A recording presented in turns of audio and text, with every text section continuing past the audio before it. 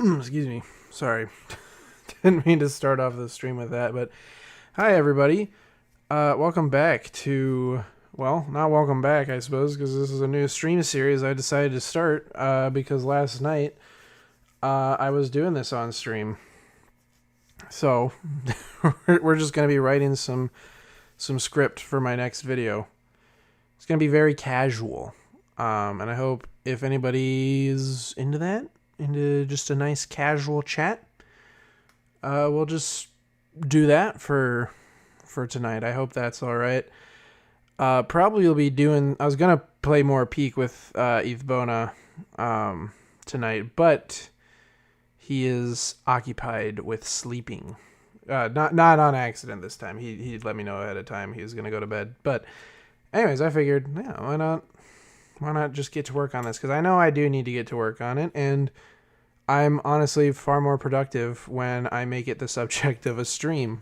So, yeah. As you can see from the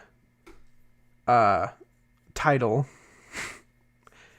my power went out last night. Some of you may have been here when that happened.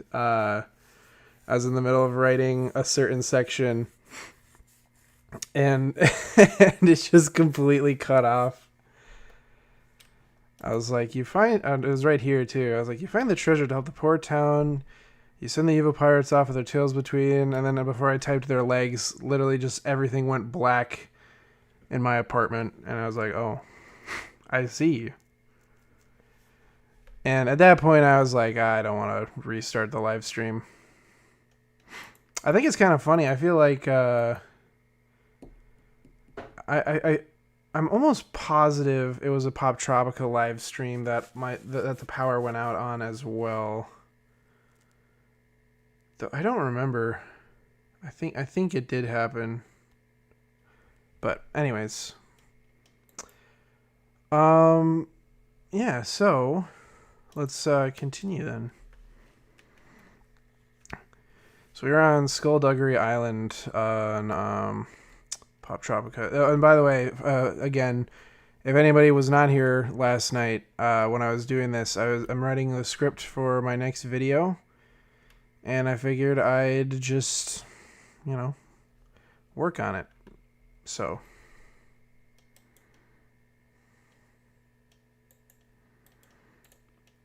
let's see. This island was Sea of Thieves before Sea of Thieves was even conceived. It's pretty sweet for the most part. I love pirate-themed stuff like this in games. It doesn't happen a lot, but when it does happen, it usually slaps. In this one, you have to become the fiercest pirate in the 7 seas. You do that by collecting treasure lost to the tides, fighting giant sea monsters and rival swashbucklers alike, and amassing a worthy crew, and upgrading your vessel into a ship feared by pirates ocean-wide. Hell, it even teaches you about the banking system and how interest rates on loans work. I'm not kidding when I say that. This island has a sick theme, sick adventures, a sick quest for booty, a sick villain to face against. And a sick villain to face against. So, against. Why the hell do I have this at 37th place? Oh, I'll give the answer for that. One word. Tedium. This is by far the longest island to play out of every single one in the game, and it's not because it's full to the gills with content, but rather repetition. Like I said, part of the mechanics of this island is to collect treasure, and that treasure is the currency of which you utilize to pay for new recruits and ship upgrades. You need to have maxed out crew and the biggest, baddest pirate ship of them all to take on the dread pirate Captain Crawfish. I don't know if it's possible to do that beforehand, which it probably is, but the easiest way of completing the island is to max everything out. Even if you take out loans like I did, it just becomes an incredibly long and tedious quest to collect coins in the water. The game won't progress if you don't take down Captain Crawfish, so for about 3 hours I scavenged the ocean to save up for the stuff the game wanted me to use. Granted, when I got this stuff, it felt awesome and badass that I became the ruler of Skullduggery Island's waters, but the time it took to get there was grating. It especially doesn't help that once you do get to that ultimate point, the game is basically over. You find the treasure to help the poor town that I forgot to mention. Kickstarts this island. You send the evil pirates off with their tails between their legs. And boom. And bada bing, bada boom. You're all done. All done and can move on.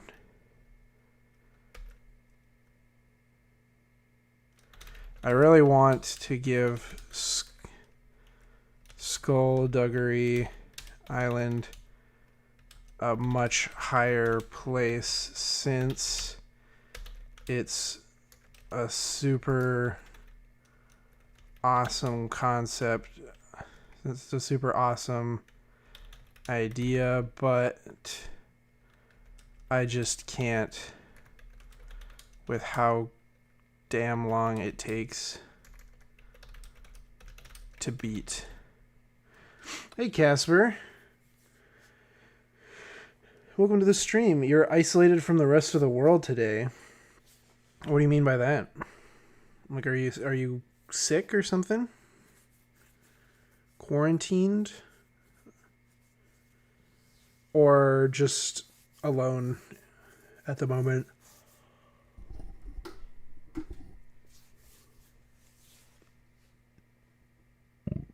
Excuse me. Sick. Gotcha. Well, shoot, I hope it gets better for you, man. Being sick sucks. Is it, like the flu or COVID or something? What? Oh. Oh my god. That scared me for a second what you just said there, Casper. I was like, oh god. I didn't read that as, okay, you're not sick. I read that as my wife is dead. Only YouTube, Google, and Gmail works. Like what? But you're saying Wi-Fi.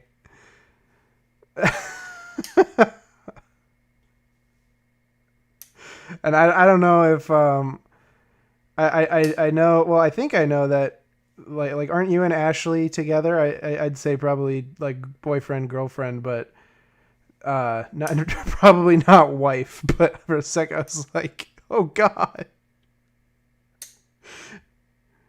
oh, not Ashley. But I see.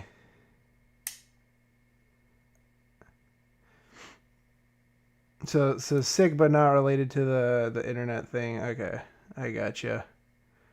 That's very interesting. That only the Google stuff is. I don't think she said. I hope not.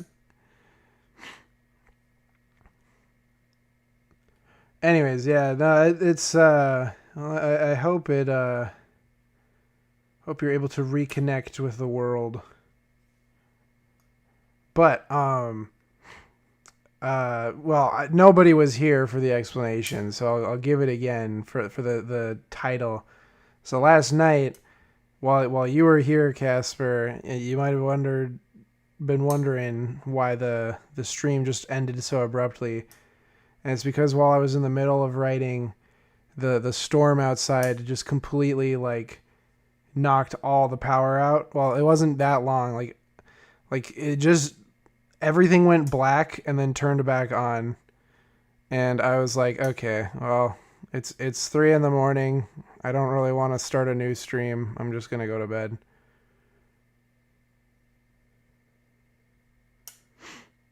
You have to use your mobile data on your laptop, which sucks. Yeah.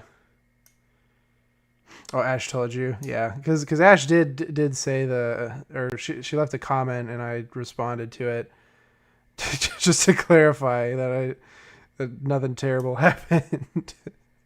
It was really funny though. I think the comedic timing. Well, it wasn't even that comedic timing. It wasn't like I was typing about a storm, but just the way everything went dark. While I was typing, I just laughed about like when it happened. I was just like, oh, great. So I'm just glad. One of my biggest fears is the power going out when my computer's in the middle of updating. That is one of my biggest fears. Like, I know that I've bricked a past laptop of mine just because I was really stupid. I was like in the middle of restarting. I turned it off during it. Well, it was like a restarting update. And I was like, this is taking forever. I'm going to restart it again, which is the dumbest thing to do. And this wasn't me as a kid doing it. It was me like 5 years ago doing it. I was like, damn, this computer's taking so long to update. I'm just going to restart it again in the middle of its update, and it completely bricked it. And I did get it fixed after like a month. Like it was on a wait list to get fixed, because where I live, there's only one tech support guy. So it's, it's really brutal if you need tech help, because he's got his hands full. So it was on a waiting list for a month. But yeah, that's my biggest fear, is like I never will update my computer if the electric company says anything about a temporary power outage, or if it's super stormy. Like, I always want to make sure, because I'm so scared that one day I'll be like updating it and it'll just like all the power will go out and my computer will just crash.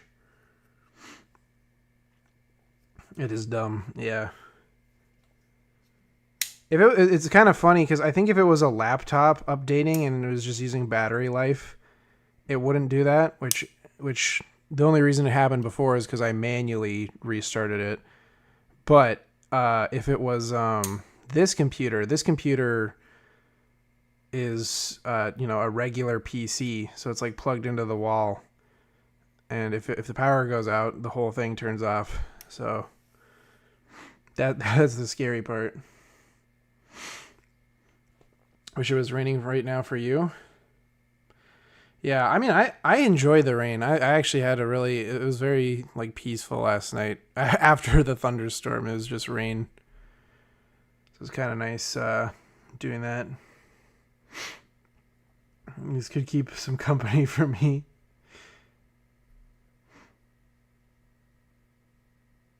I used to have, speaking of that, I think it was the same laptop too.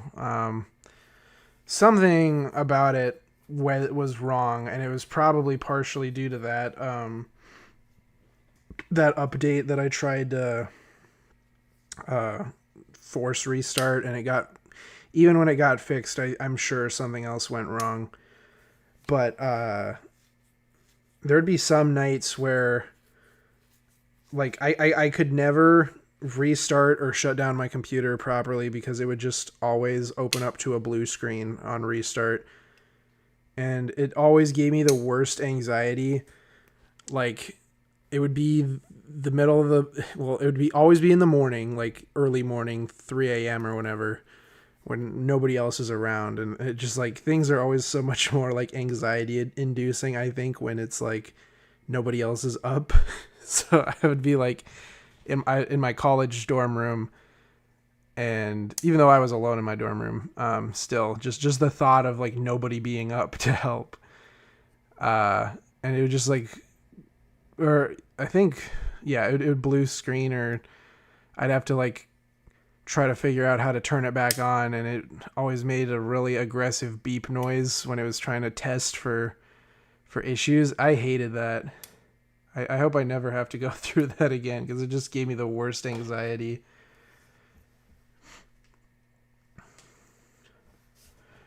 So weird how Google works. Like, it shows images and results, but you can't click them. Like, when you click them, the site won't open because it takes too long to respond. Yeah, I don't know. Sometimes it has that issue. Your internet tech provider's coming tomorrow to fix it, at least. Yeah, that's good.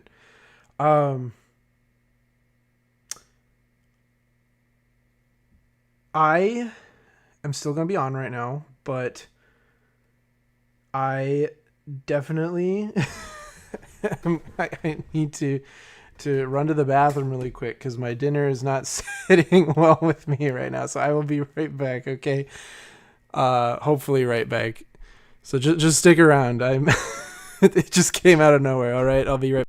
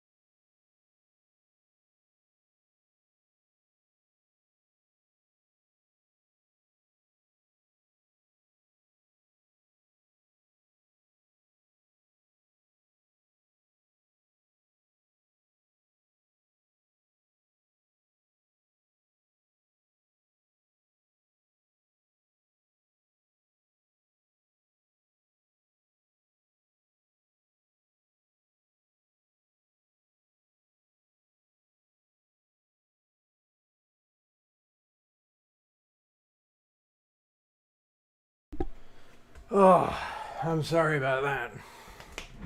I very much apologize. I was not expecting that to come up as fast as it did. That's all I'm gonna say. What did I miss?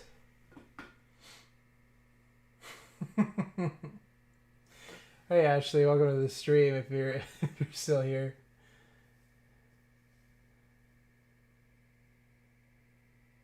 Okay, guys, you don't have to say the poopy Wampa, okay? It's a thing. Everybody does it. Okay?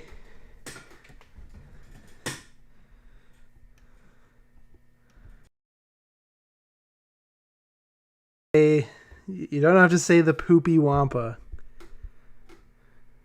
Okay? Guys, listen. Listen, guys. Normally, this is all I'm gonna say. Normally, I just ate like an hour ago, and normally I'm fine, but that one just didn't sit very well.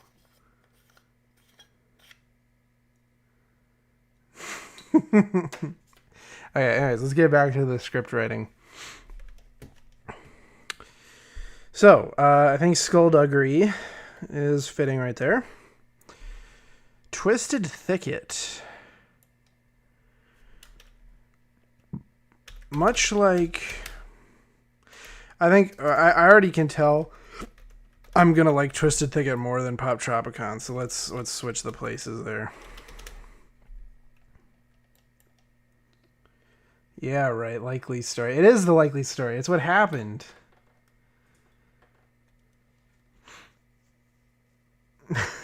What do you mean, likely story? Okay. Pop Tropicon, I'd probably say. Oops, not Control A. How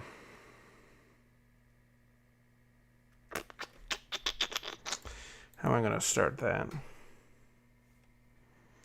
Well, let me start by maybe putting on a little bit of noise. Let's see, what do I get? What do I have in here?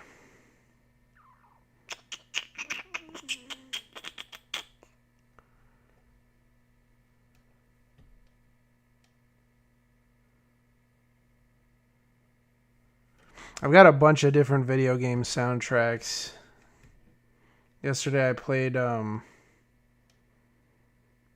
was it? The Superliminal one. The Copper Wire Wampa.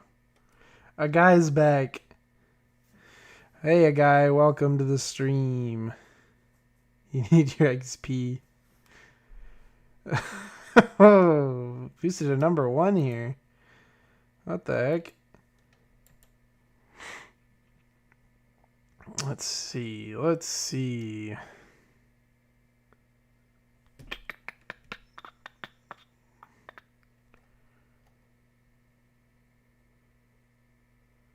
Something relaxing.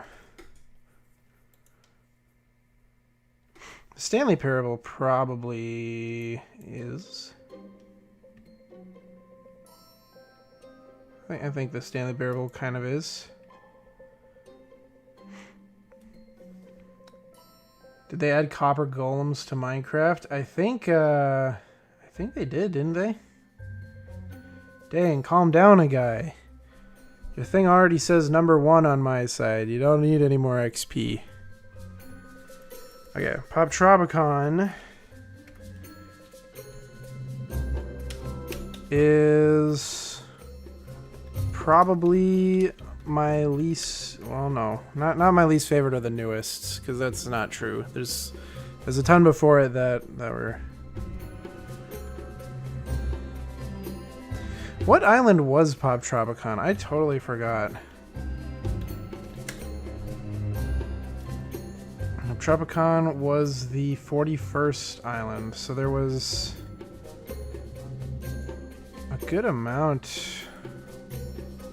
Let me see here. Island list.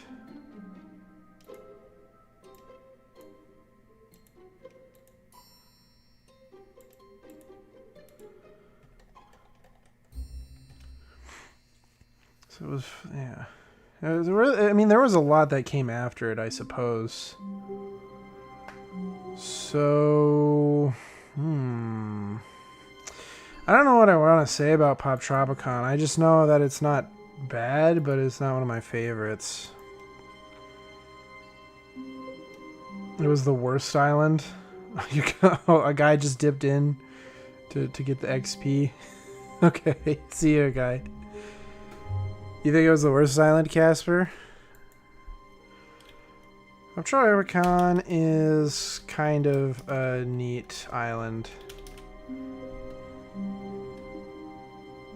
It's the only one that features the character customization as a core gameplay feature. So that's pretty neat. Obviously, it's a parody of Comic-Con and Comic-Con. And at the time, the hype around... Would it have been Age of Ultron? I think it would have been Avengers Age of Ultron that they were parodying as like their main movie thing there. When did it come out? 2014? When did Age of Ultron come out? 2015. So yeah, no, it was totally parodying that. Okay. Ashley's redstone ore the way she redstone ore? You don't remember what was Pop Tropicon? You only remember the side-scroller Minecraft ones, Fantasy one, Egypt and Goofy Island. Also the Survivor one. The Pop Tropicon, well, that's what I'm kind of describing, I guess. So it was basically a parody of Comic-Con, where you try to get in and it was split into... Oh, I should mention that. The chapters. I should mention the chapters. I don't think any of the islands I've listed thus far have had the chapters, because there's Arabian Nights, Pop Tropicon, Mission Atlantis, and Survival. Those were the islands that were split into chapters. So I should bring that up in this section, because I haven't brought it up yet. But I can try to find it.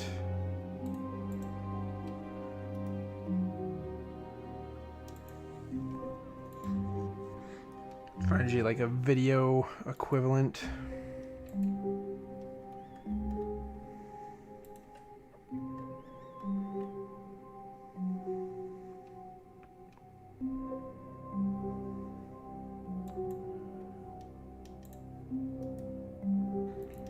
All right. I don't know if this is gonna...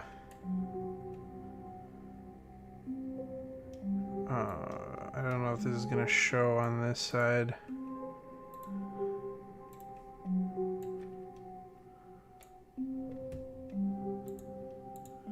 Is it showing? I think it is. I hope. Where is it at? Here it is. So yeah, it was like... Okay, is that cool? You were trying to get into the convention, and it was like all the Marvel hype at the time for Age of Ultron, which is crazy to think. I mean, I know Marvel is still like making movies, but just like back then, that it was crazy that they were making another Avengers movie. Like that was the big hype.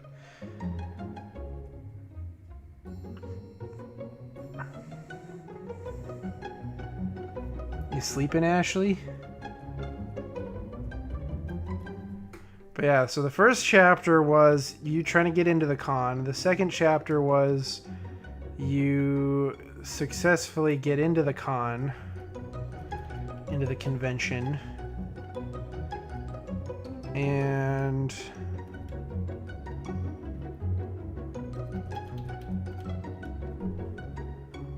what else was there? Oh, you got to play like Magic the Gathering with with the characters, but with like the parody Marvel characters.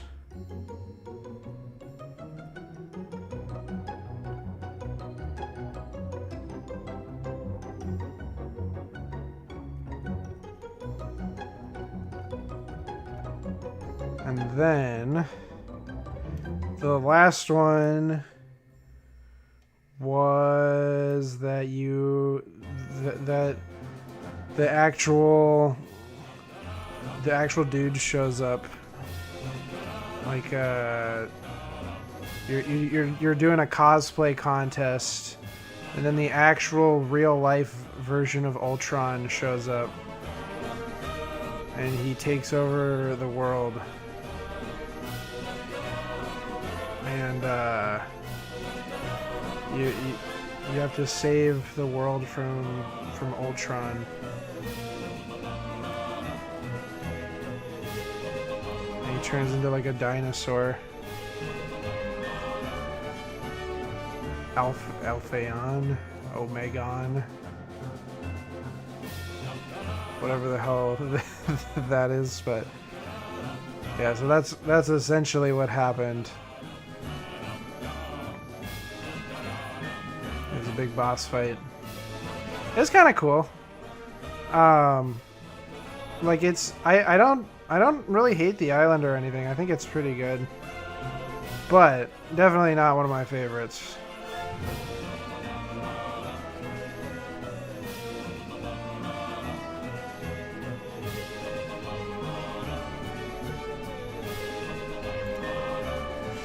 Poop Tropica's secret Wampa theory.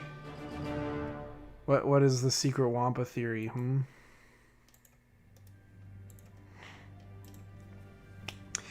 Obviously, it's a parody of Comic-Con, and at the time, it was playing off of the hype of Avengers: Age of Ultron, which is just crazy to think.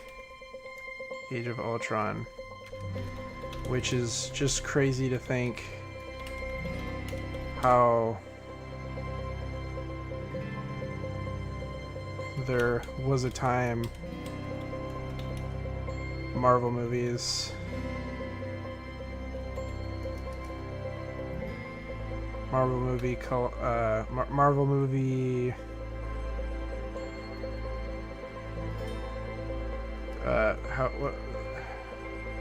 which is just crazy to think how there was a time big comic collaboration Marvel movies were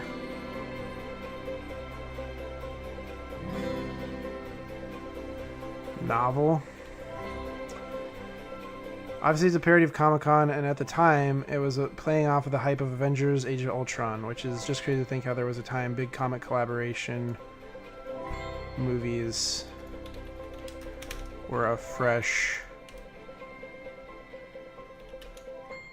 and exciting idea.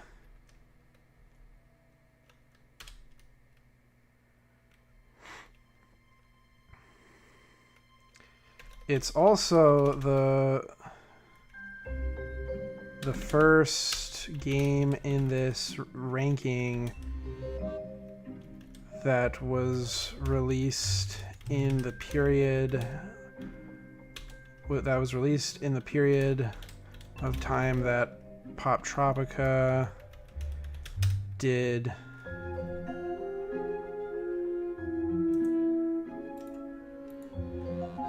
It's also the first game in this ranking that was released in the period of time, in a period of time, because I haven't mentioned it, in a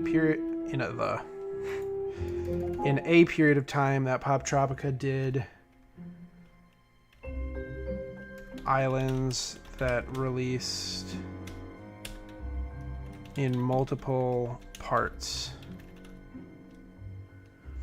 balanced, most intense boss fight in gaming history. Wampa, when are you going to do Zoo Tycoon live streams?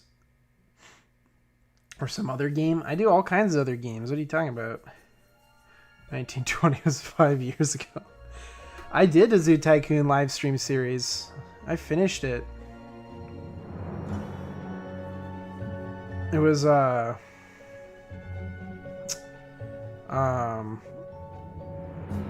a whole playlist of them. Do you want me to play Zoo Tycoon for a second? Which is just crazy to think how there was a time when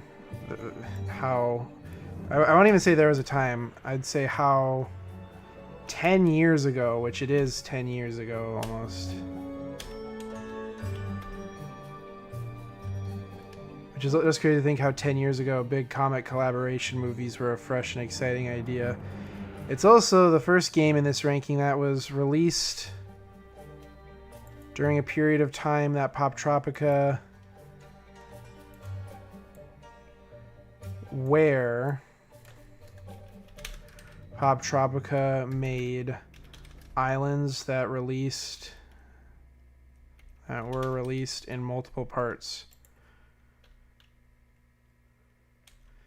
This one in particular had 3 chapters.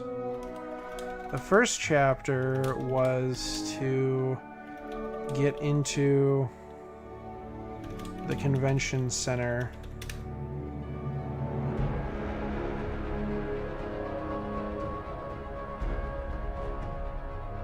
The first chapter was about getting into the convention center.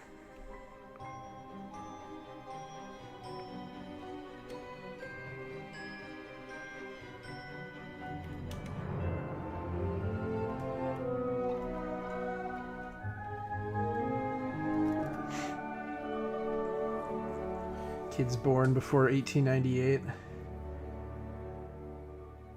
And you're hearing your mac and cheese making weird sounds. Uh-oh. Guys, we should totally just like open Zoo Tycoon 2 while Casper's gone. You won't know what happened. You know, I have not. I should open it though.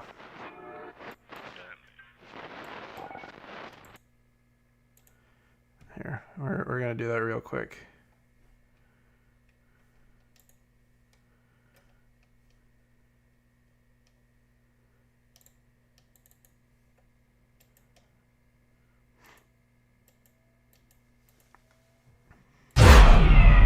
We're gonna gaslight him into thinking that we were playing this the whole time.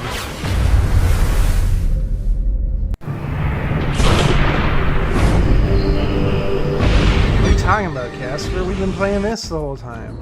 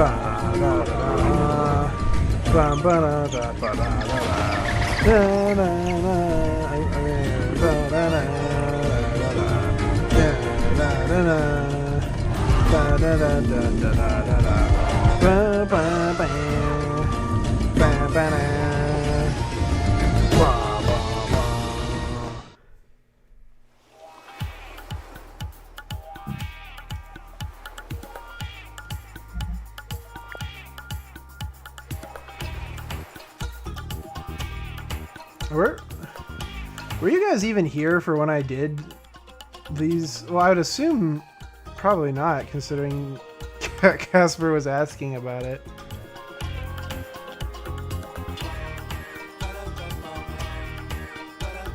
Visit our old zoo for old time's sake. The one that we made on stream.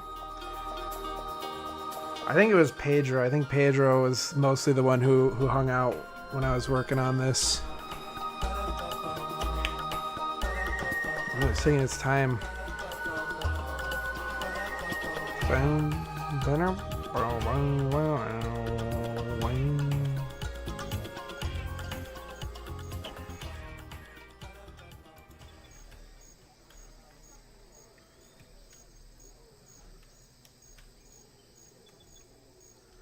Ah. The zoo. Isn't that right? This is actually kind of laggy.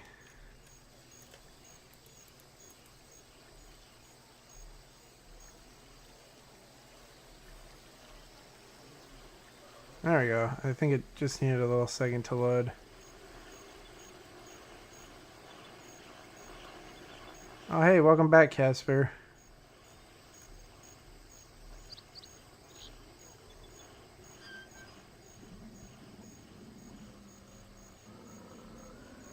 This is truly a zoo tycoon. It is. It is truly a zoo tycoon. It's going to be a long night.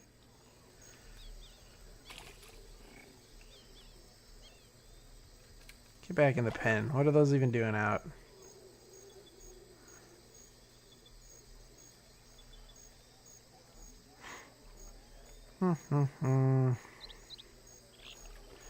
Yeah, this is a really nice zoo. You got gourmet food if you're wondering. Gourmet mac and cheese.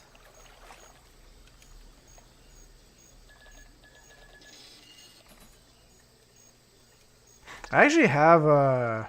Oh, the show's starting, guys! Guys, the show is starting soon.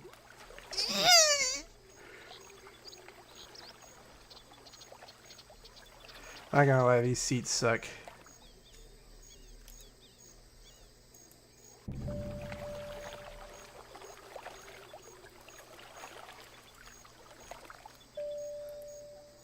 We'll ride the orca, I think. That'll... Oh.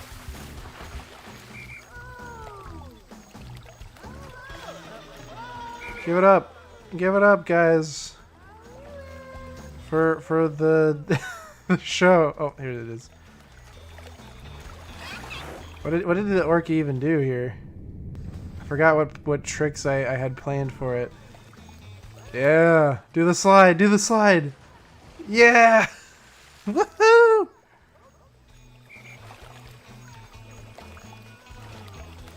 Yeah. The sounds of mac and cheese burning. Mac and cheese, ketchup and mustard, hot sauce, and Doritos. Eating like a king. Whoa. Whoa, where's it going? Oh! Holy shit!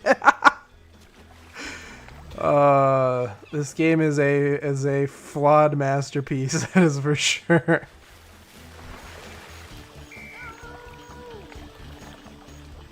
Hey, in my defense, in my video, I called it a certified gamer classic. It's not a perfect game. It's just a certified gamer classic. Am I sure that's safe? No. Spotted Bat 2 is not contained. How the hell did it get out? You telling me this thing just flew over the fence? What are you talking about? Alright. The Dunkleosteus tank is going pretty good. Giant tortoises. How are these guys doing?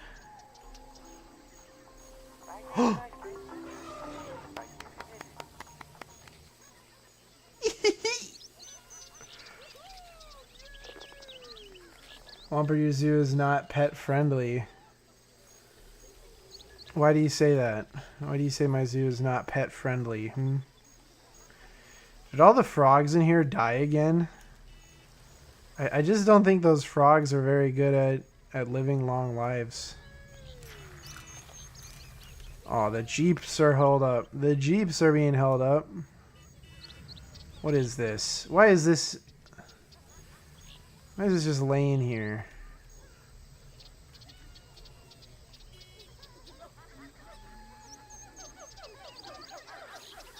What are you guys laughing at? What are you laughing at? The performer is not even on the stage. Now you can laugh. The orcas just ate your dog.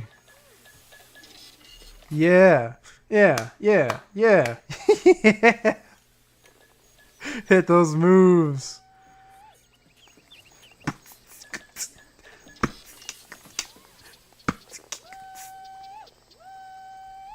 Dang.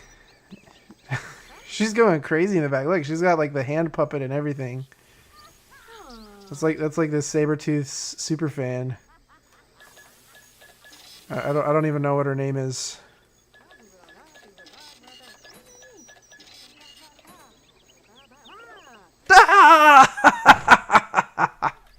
Whoa! I'm giving you a raise, Sarah. Can I give you a raise? No. You make $200 a month? How am I... That's not even minimum wage. How am I paying you that? $200 a month?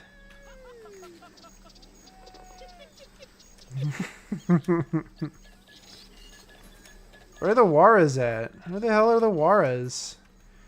Did everything just like die while I was gone? That shouldn't be possible. That or I just wasn't paying attention when I was playing this. Okay, what's going on with the aardvarks? Why do we need more space? Why the hell do we need more space? Aardvarks? Can you explain? How many of you are in here? There is 1, 2, buckle my shoe, and 3. I don't think there's any more than that. Why do you need more space? You've got holes aplenty to live in. What do you mean you don't have any space? Jeez.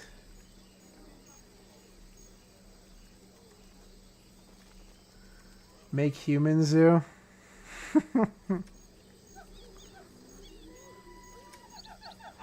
Prairie dogs. Prairie dogs.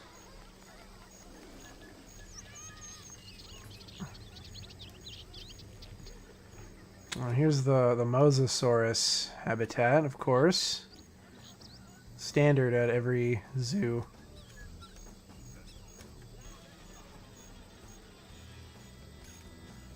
And then the orcas.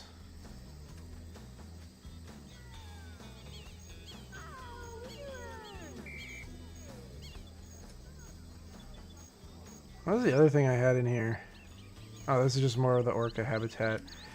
What is... I did not make very nice paths back here.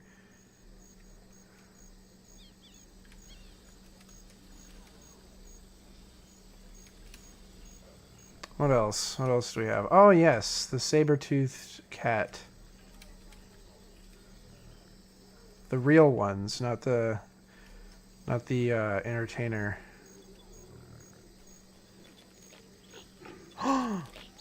Oh, I didn't even realize you guys had kittens. Aww. Don't I have a panther saber-tooth? I feel like I remember that I had a panther saber-tooth in here. It might have died of old age. Was there not a panther one? I should have a photo of it. Let's see.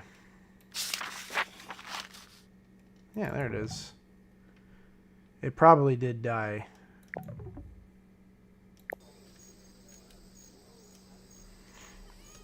Screwed up terrain. Yeah, it is by no means a perfect game.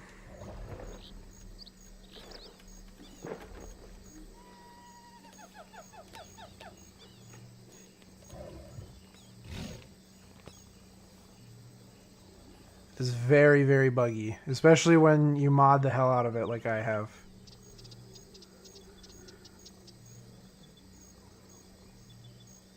Do the roar. Do the roar. Do the roar for these guys. Come on. This is their first time going to the zoo. Alright. You've given me no choice but to no clip. Oh. Okay. What are you doing?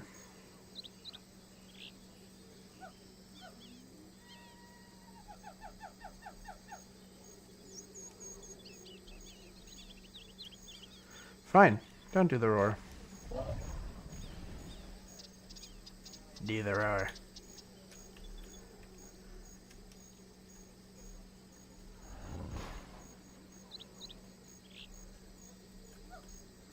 What's up there, buddy? It is you. You are just bad at it. I'm not bad at this game. Don't you dare say that, Casper. I'm not bad at this game. It's just the terrain modifier. This is a game that was made in 2004. The terrain modifier is like really good for its time. It's just not very good now.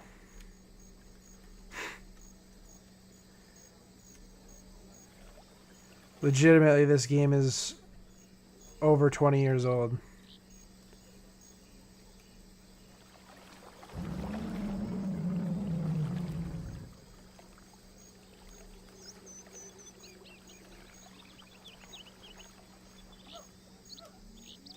You are bad at the game? Okay, I'd like to see you guys play it. You know what? Here, you guys play it. You guys play it. If I'm so bad at it, why don't you play it? Oh, that's right. You're not the one streaming right now. So you can't play it, even if you wanted to. Checkmate. Do we have wolves in here? Oh, wolves. They're all dead too, huh? Okay. Well, that's cool. Everything just died.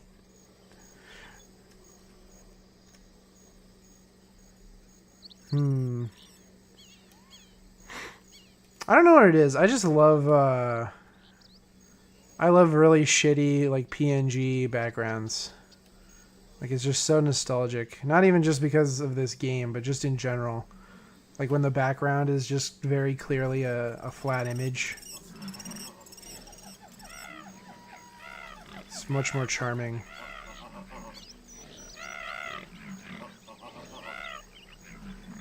Good God, the orangutans are thriving. Holy shit. What the... The orangutans are going like crazy.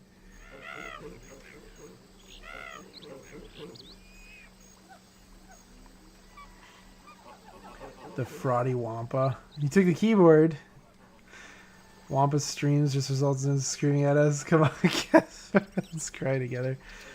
Sir, did like everything die? Where the hell are the rockhopper penguins? Literally nothing. They're all dead. Leopard seals are doing good, at least.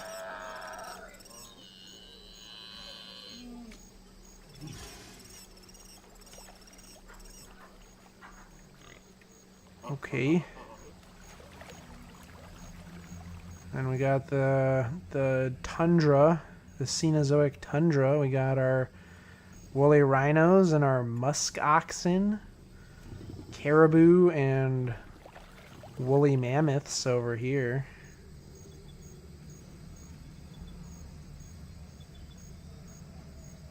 Get you guys all groomed up here.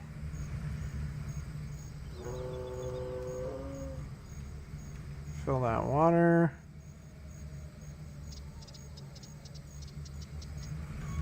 Ride the Jeep. Trademark.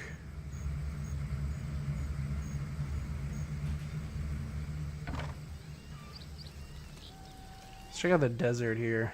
Got the gomphotheres. Extinct gomphotheres. The camels. This is also where those bats have been hanging. Tortoises. There they are. Look at those little things.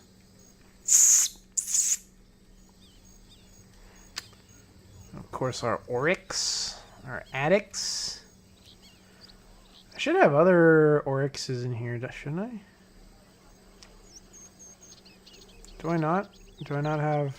Yeah, scimitar horned oryx. Because that's the... Although the ones over there were Arabian oryxes, scimitar horned. We've even got Aodads, or Barbary sheep, I believe, is what they're normally called. Look, Casper, it's you! Look, Casper, it's you!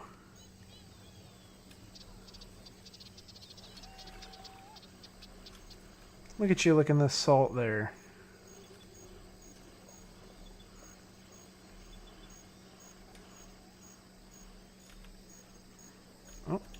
there's a bat. There's a bat. It's your uncle. Yeah, this was a fun zoo. I really did like making it.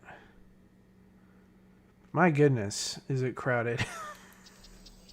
This was like the first things that we did, and it's like the most detailed, super nice, like really well made part, and then everything else is kind of just like I gave up patience working on it.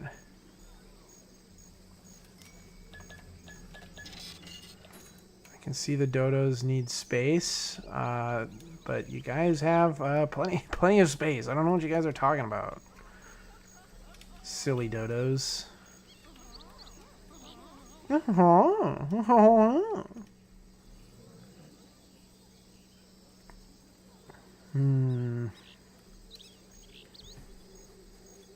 Such fun memories of this game. Of just playing it recently.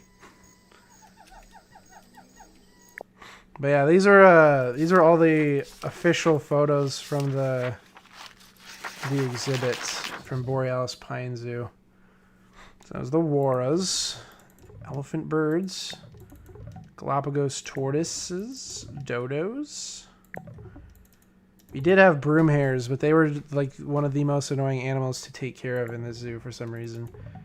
Oh, and that picture's just, well, it's back. I was gonna say it's gone, but there's a orangutan with a banana, rockhopper penguins, gray wolves, red-eyed tree frogs, the tortoises, aardvarks, tyrannosaurus, spinosaurus. I guess it killed the other one because there was only one in there. Saber-toothed cats, prairie dogs, which I replaced the rabbits with, Dunkleosteus, leopard seals. Oh, that picture's gone. There it is, I guess. Woolly mammoths, musk oxen, caribou, woolly, right, that's gone. Hold on, I just have to shake that Polaroid. There we go. Woolly rhinos, mosasaurus, dromedary camels, addax, lowland gomphotherium, Arabian oryx, scimitar. Oh, hold on, shake that Polaroid. Scimitar horned oryx, spurred tortoises. Oh, shake that Polaroid. Spurred tortoises, aodads, aka Casper, spotted bats, California leaf-nosed bats. Hold on, I gotta shake that one. That one didn't dry yet. There we go. Orcas, Jeep ride. Well, this is the end of the ZT2 series. This was when I finished the stream. Don't be sad it's over. Be glad it happened. Oh, shake that photo out. Shake it out. Shake the photo. There it is. Thanks for all the support, you guys. I'm glad you hung out. Have a good night. That was the end of the series. And the end of the scrapbook as well, because I wanted to finish the full scrapbook.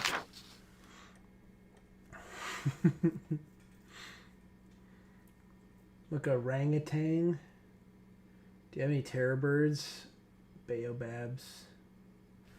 I actually might have terror birds. I don't remember what mods I have installed.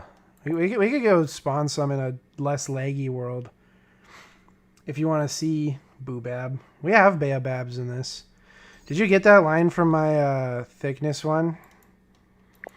I don't know why I thought of it, but I was like, this is like the like the legs of the old one were like really thick, and I was gonna say tree trunk legs, but I wanted to be more specific because it's such a specific tree. But yeah, like look at that thing. Look how thick that tree is. So that's why I used it.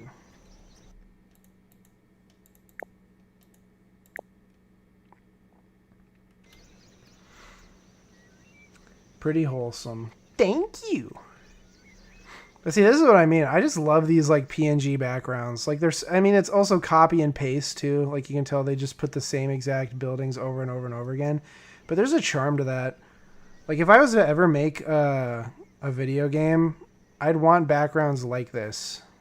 Like maybe a little higher detail, of course, but because you can, it achieves the same effect. Like, you know, and it's super cool because it's like you can tell they were trying to figure out a way to save like storage space, data, and it's super easy to do that when you just put a PNG up on the edge of the barrier.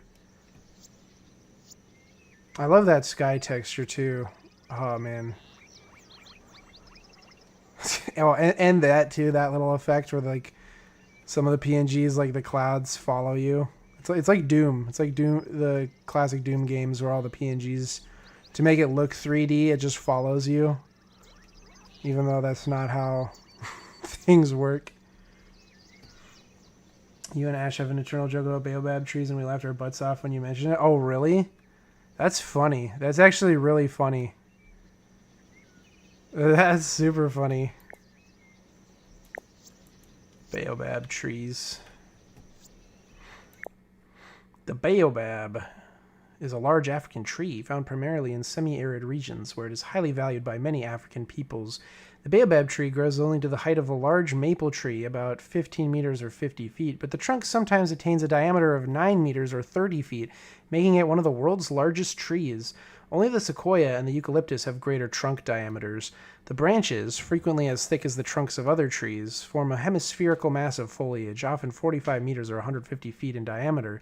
The large diameters of the trunk and the tree's lower limbs allow the tree to store large amounts of water. During the dry season, baobabs drop their leaves to conserve much of the water that would be lost through transpiration. The baobab provides food and shelter for many animals. The baobab fruit, commonly called monkey bread, is about the size of a grapefruit. People eat the fruit and use pulp from the tree to prepare cooling drinks. In addition, the bark of the tree yields a strong cordage fiber. The baobab holds spiritual significance for some peoples living in the Sudanic savanna region of West Africa, including the Serer, the Wolof, and the Mandinka. Their griots, community oral historians, storytellers, and praise singers, have traditionally been buried in baobab trunks because griots are believed too sacred to be buried in the ground. The Jola people of Senegal revere baobabs because of the spirits that are said to live inside them. The Jola also believe that baobabs are harbingers of the rainy season because they produce leaves just before the rain arrives. Well, there you guys go. You learn more about baobab trees from this game. Mainly because of Ancestors, Humankind, Odyssey, and other games inspired by it. Monkey bread looks so... You know, I gotta look up a picture of that. What is... It's not talking about... Well, monkey bread is also the name of a pastry where you take like cinnamon dough and stick it together.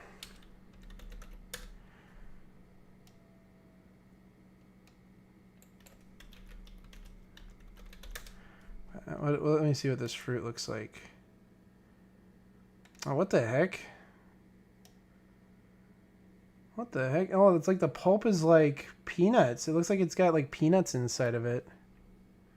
That's really weird. Thanks for the baobab tree lore. You're welcome. That's something else I really love about this game is like almost every item in it has some kind of like understanding. Oh, guys, how could I forget? The Madagascar baobab. Oh, this one's not as long. This one's a modded one, so it's not as long. Adansonia madagascariensis is one of 6 species of baobab endemic to Madagascar, where it occurs in the Madagascar dry deciduous forests.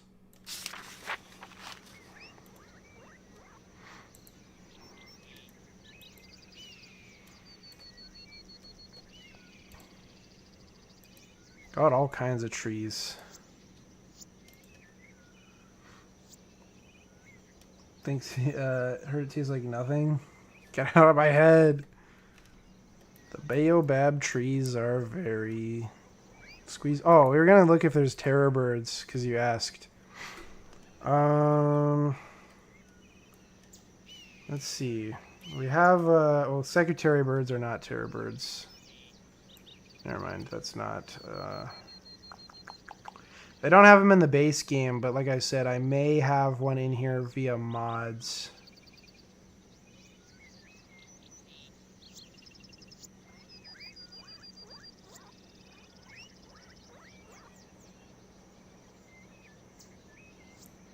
Shoebills, that's not a terror bird either. I could have sworn I did have a mod for, like, forest rakas or something.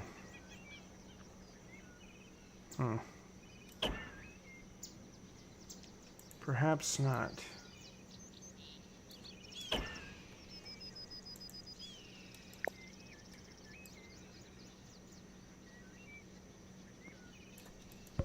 Oops, didn't mean to do that. Me and Casper, have you tried doing a human zoo? I have. If you watch my video on Zoo Tycoon, I feature a human zoo in it at some point. Me and Casper have an inside joke for the Madagascar dry deciduous forest zoo. What's the biggest bird you got in the game? You like shoebill? We could put some shoebills. So this is not the biggest bird I have got in the game, but you could put some down. Just let them run amok. You guys are free.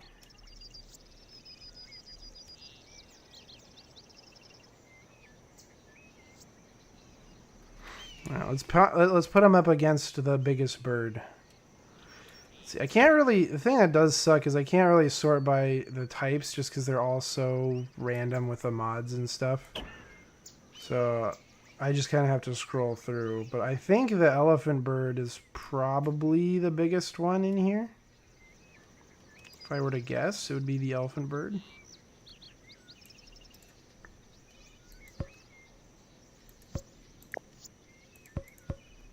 From Madagascar, actually. Just on the talking point, that's where elephant birds are from. Click the bighorn sheep. You want to see it? Alright, let's see. I think it's alphabetical. Bighorn. Well, there's Doll's sheep. This is not a bighorn sheep, but it's similar. I do think I have a bighorn sheep, but we'll put that one down for right now if I can't find it. Bighorn sheep. There's an ibex. Where the hell is it? Who's making that noise? There it is.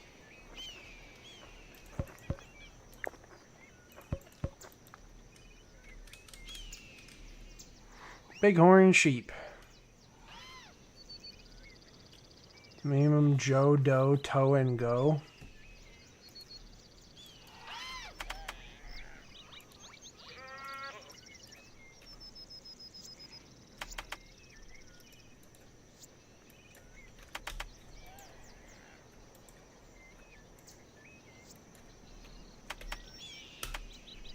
Okay.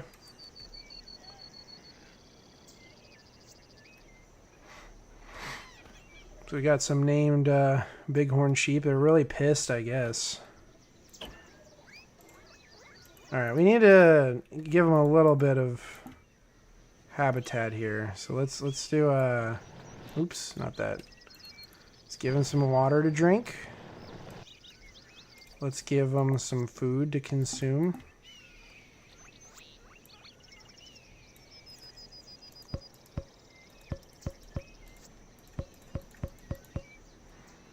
Just because they're running amok, we're not like making any exhibits for them or anything, but figure if they're running amok, we can at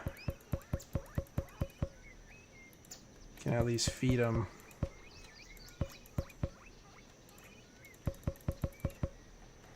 That goes for the predators as well, if we bring those out.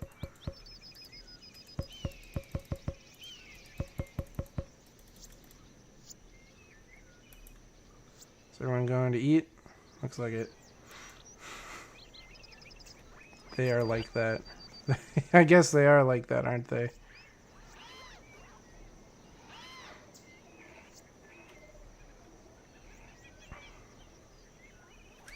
Oh, and for Casper, let's do the human zoo. We'll make a human zoo. What kind of fence do you want? Like your choice, really. I'm gonna slowly scroll through here. What do you want for the cage, the pen? Which one do you think is the best fence to enclose humans in? I'll let you decide.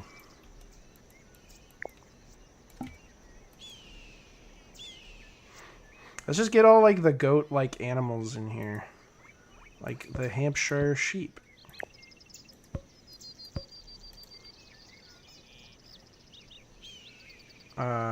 This is more of an antelope, I suppose. The Baral. Baral. So, does it say how to pronounce that? How do you say that?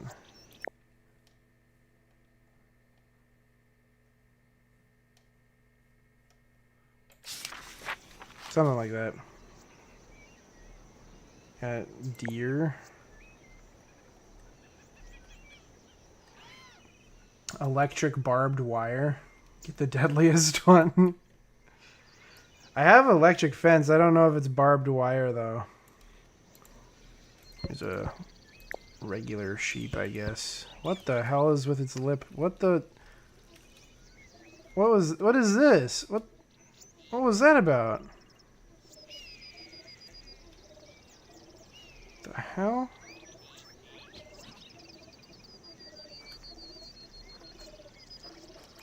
There's also an antelope, I think.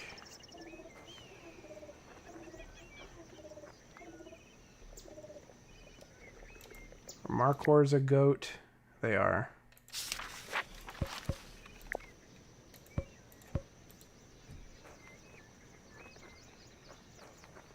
Kudus are antelopes. Ibexes are a goat, I think. Yeah, they're wild goats. I can do some ibexes. Got all kinds of goats in here. Pygmy goats. Alright. Any other goats I should know about? Bluebuck is an antelope, right?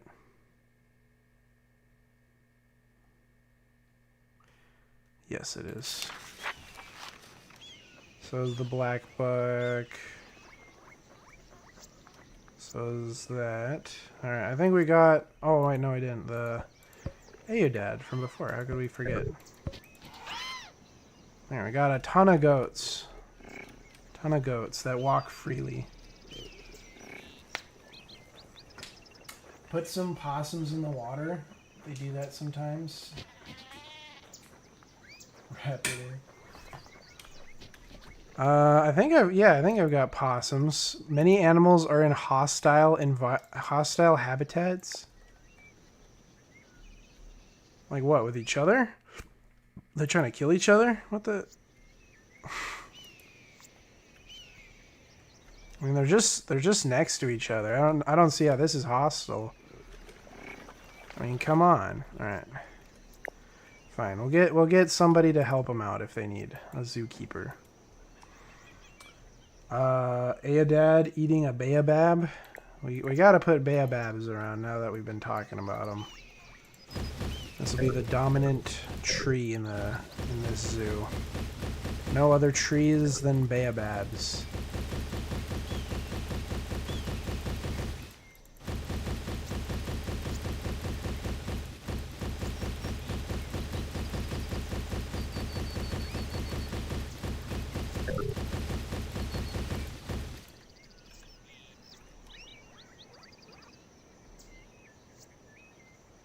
What the heck? Why are those ones like loading in as like gray boxes?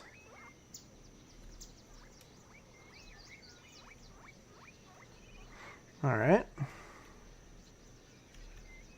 We're just gonna ignore those. I heard possums. Everything is coming together. Where are the possums at? You want me to put them in the water?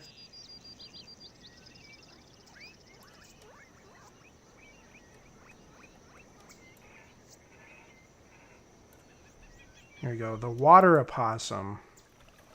Well, this one's specifically made for the water, so I don't think it's gonna really struggle all that much. Maybe the Virginia or North American opossum. Oh, I can't. It won't let me.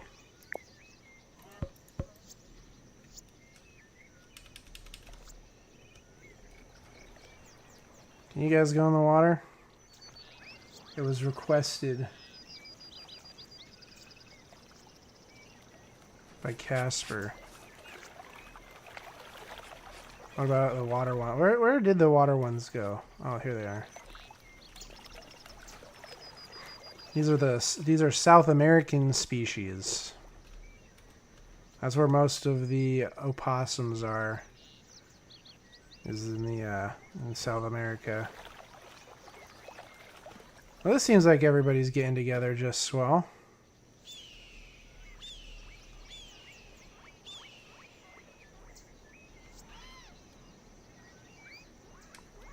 Oh. If you're gonna make humans who do electric fences on the worst type of ground you can add? Well, I can't really... No, I could. Okay. Let's see. See, I think this is... That's not barbed. We do have cable fence. That's kind of like barbed wire, but I think you are right on the money with... We have dinosaur fence and electric fence. This is the electric fence. And this is dinosaur fence, which is basically the same, just this one's thicker. What do you think looks better for a human exhibit?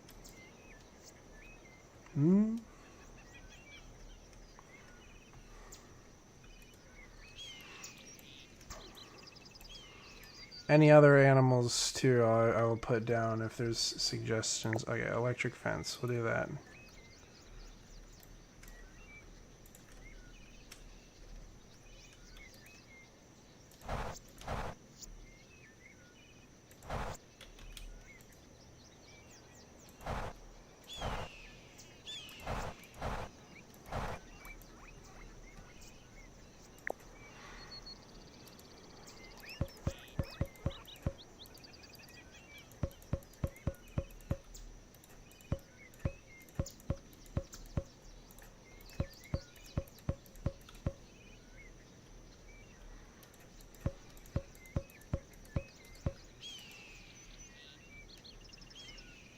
Okay.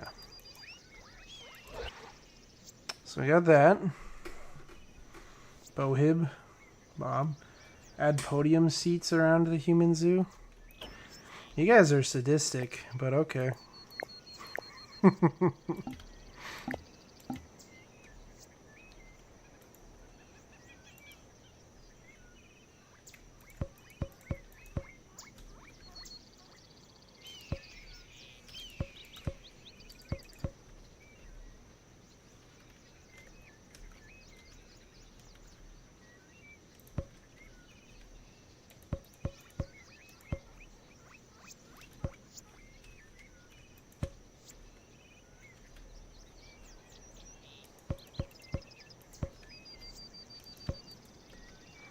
Okay.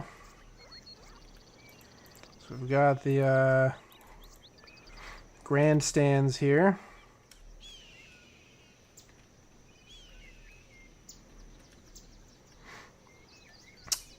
If you have a whale, put it in a very solid lake. He's even visited as the wildlife for the human zoo. Well, they're not even gonna come in.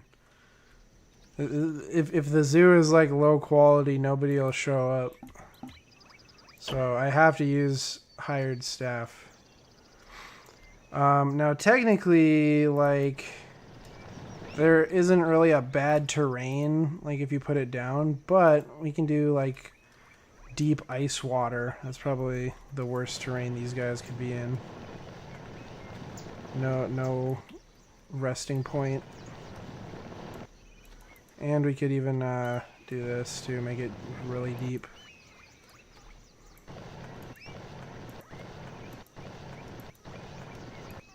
That's probably the most hostile the terrain can get.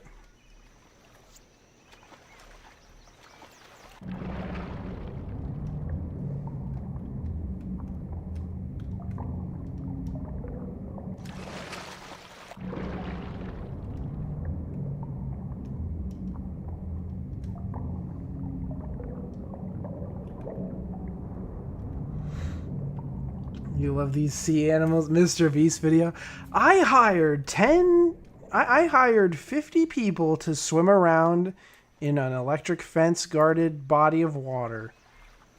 Last person standing gets $1 million.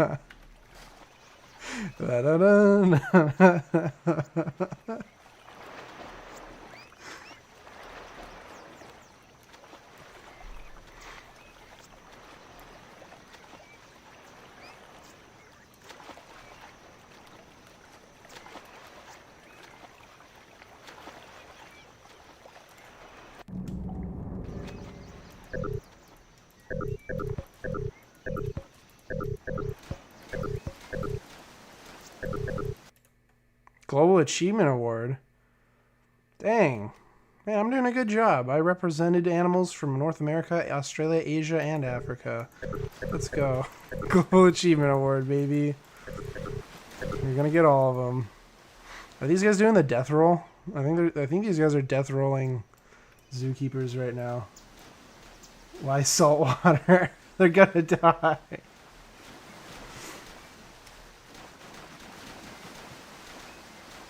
Sharks and crocodiles.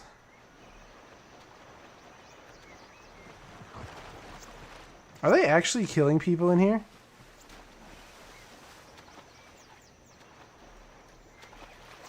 Good God. Yeah, just saltwater crocodiles. This is like the Australian exhibit. Saltwater crocodiles and great whites. Swimming in the same water as they are.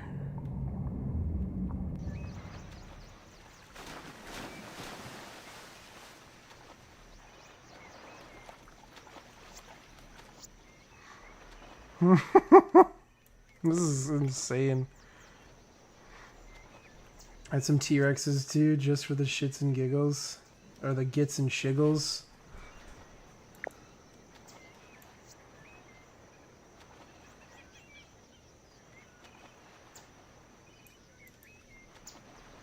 It won't let me. Sorry.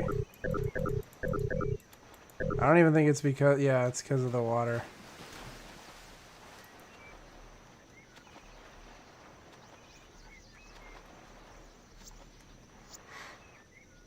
Alright, well, we'll just leave that there.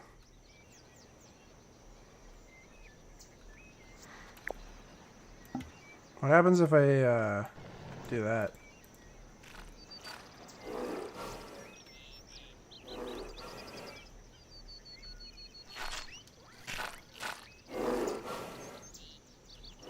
It's actually really sad. Yeah, there we go. Make it a little shallow, that way we can see everything that's going on.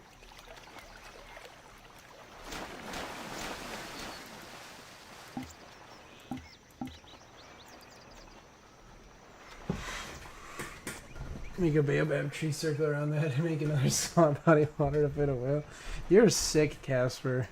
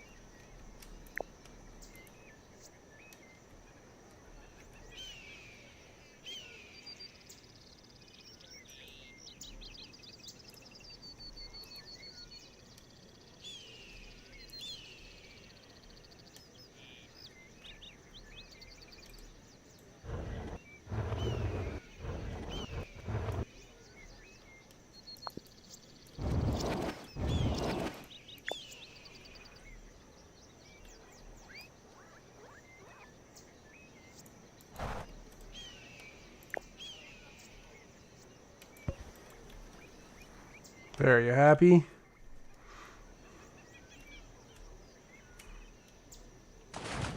You happy, Casper?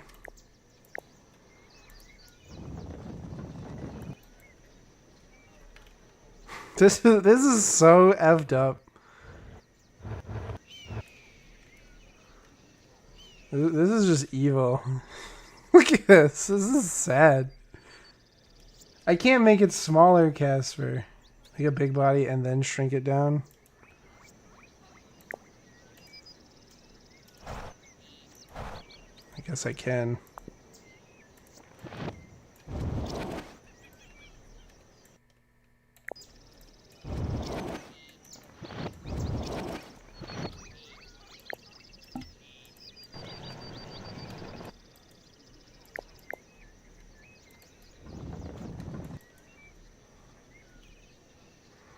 This is effed up, dude. Big Joe loves it. You named the whale. Is that his name, Big Joe?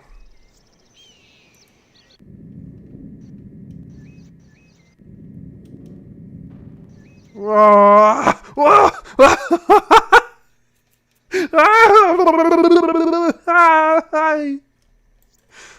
That's what happens when you try to ride it. Look into this guy's eyes. You need to look into those eyes and say that you're responsible for this. It's his bathtub. How are all the goats doing? Doe is sick. Uh-oh. Keeper Wong can't reach Doe. You're sick. Alright, bring out the kit. That's right. You're gonna be okay, Doe.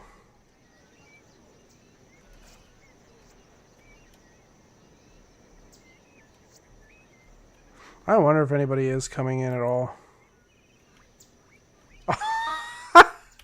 Look at this. Guys, I wouldn't go in there if I were you.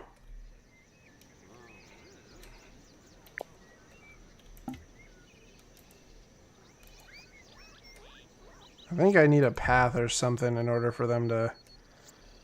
for their AI to work. Is that right? Yeah, here they come. They're coming to see it.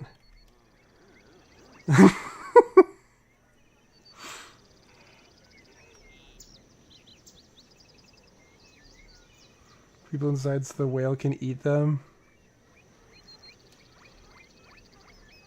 They yearn for the human zoo. Okay, they're gonna start screaming immediately after noticing the animals are like able to get access to them. They're gonna leave.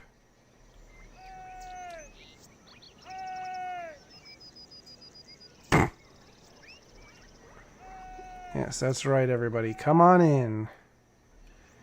Come on in. The water's fine.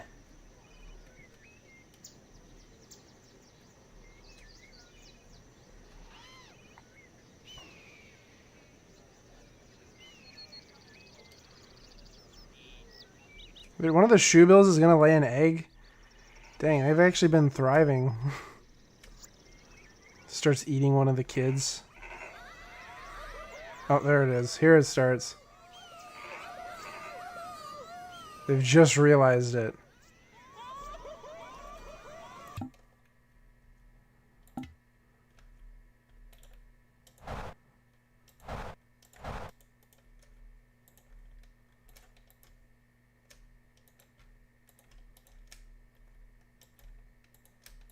This girl's name is Allegra.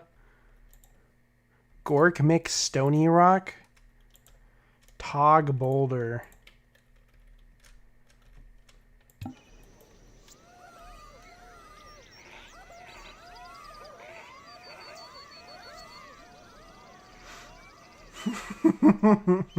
Oh, you want me to add T-Rexes so they can have... Alright. I think there are, if I'm not mistaken, there are animations in the game for animals eating people. I'm almost positive.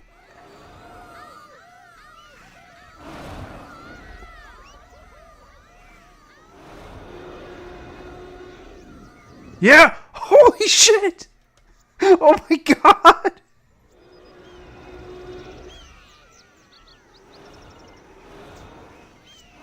Wait, what? How do they just get enclosed? There's no... Oh, wait, there is. Where's the zookeeper at? How are they all getting enclosed? I'm confused. So they do eat people. That's actually really crazy. I don't think I've ever seen that animation before.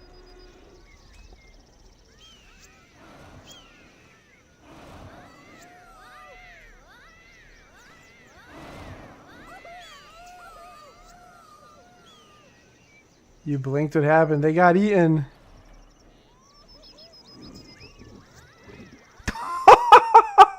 Holy shit!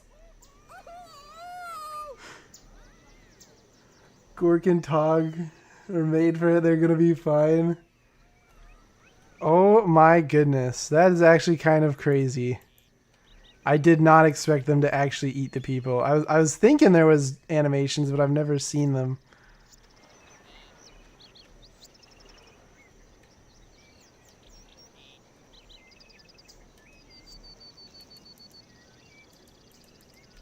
Christian Ruth.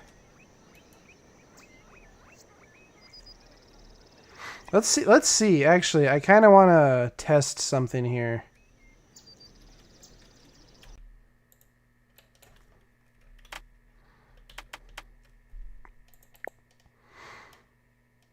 I would like to see. We're gonna load this. This do actually earn a star. I want to see if this is getting a little distracted from the original stream, I suppose, but let's get people coming in to an exhibit and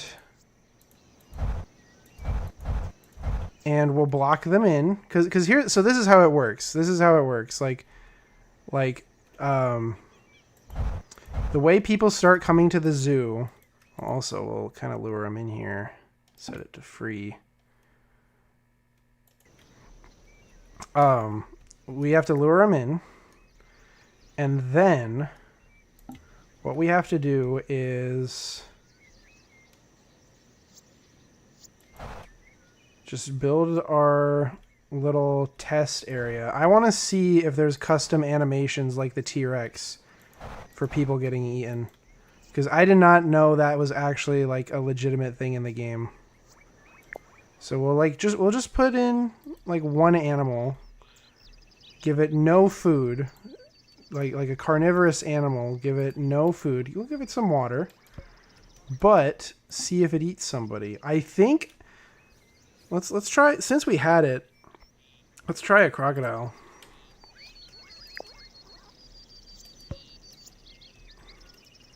So now that this is an enclosure, people should start to show up. Visitants instead of keepers, yeah.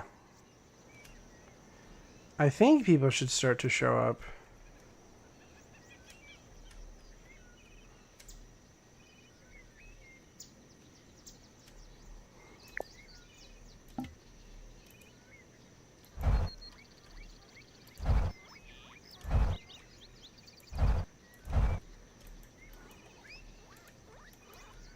Gotta get this crocodile hungry.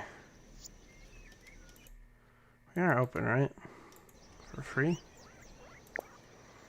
Maybe a couple of them?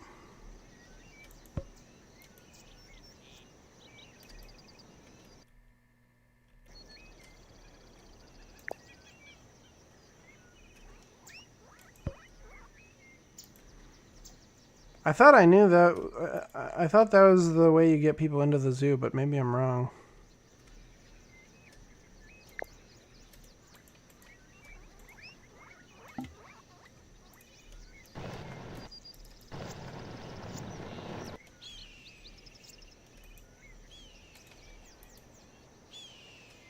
No, no, okay, they're coming. They're coming. We gotta get. We have to let them build up, though. I guess for now, because I do feel kind of bad, I'm gonna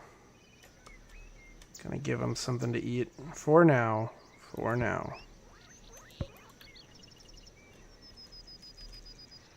We gotta get people coming in. We can't really get a lot of test subjects if they don't come in to see the damn place, you know?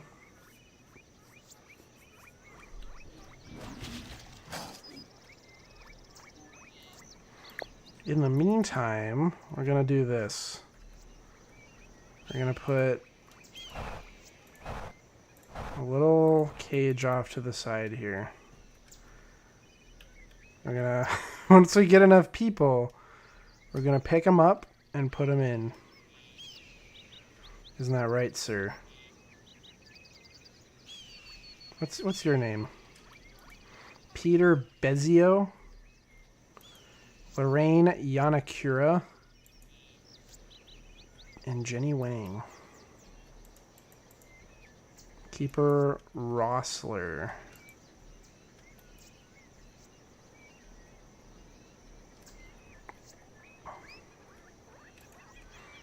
Here, Peter. Let's get you guys a little closer.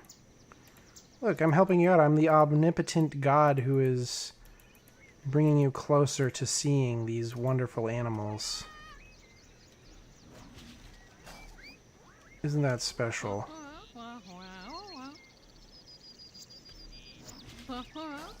Those sunglasses look like the red eye, the red crying eye meme. Or they remind me of. I was actually gonna say they remind me of like creepypasta eyes.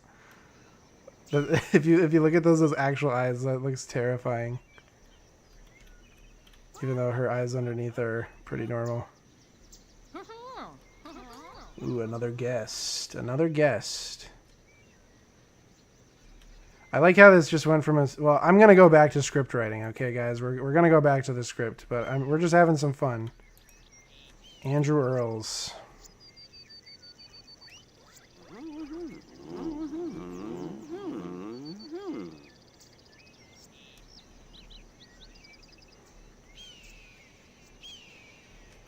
Actually, do they get mad if you put them in the cage? I don't think they would. Hold them off to the side for now.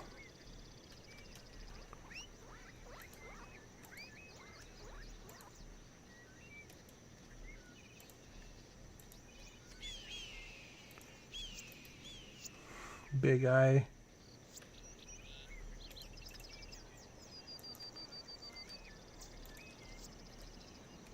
Like, how peculiar. Can you guys believe this? I was just lifted in here.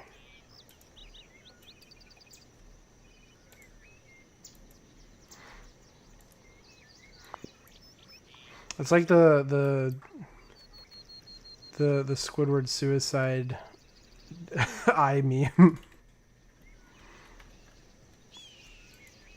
David Chen. We need to get some treats. We need to get some treats here. Brian Krebs. Yeah, these sandbox games like The Sims and stuff, you guys said it earlier, but they do really bring out the worst in people, I think. This crocodile is gaping.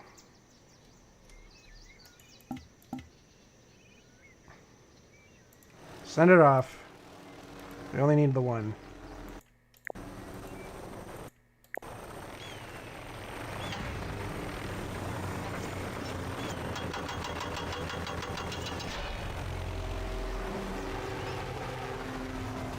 Thank you very much.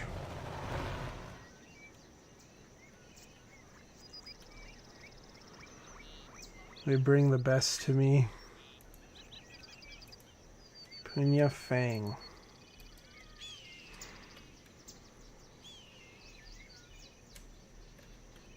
Who else is coming into the zoo? Who else? I'm seeing some cars in the parking lot. You, sir. Brian Morcos. How's everybody doing in here? Everybody doing good? Everybody pretty happy? Well, that's good to hear.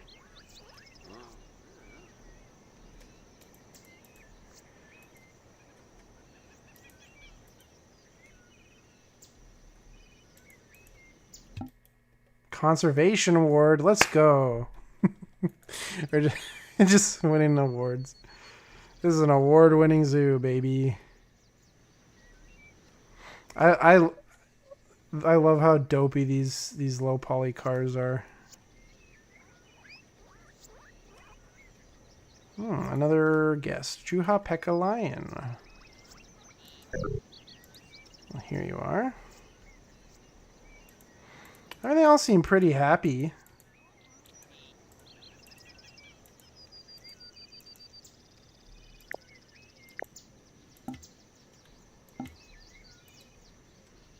You're welcome for that.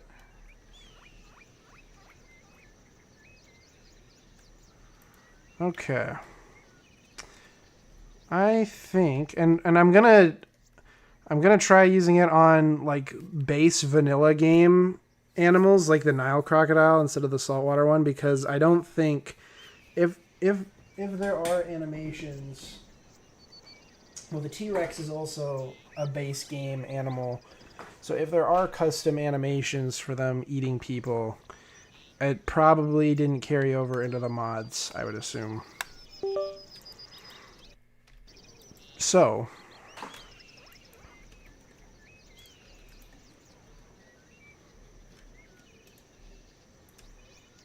Coleman Lee. John Vargas.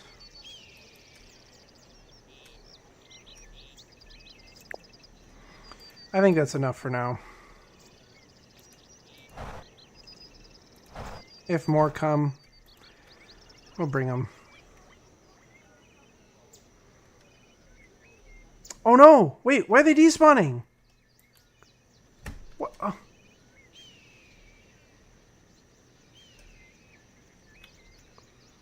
Was it because of this? Oh shoot.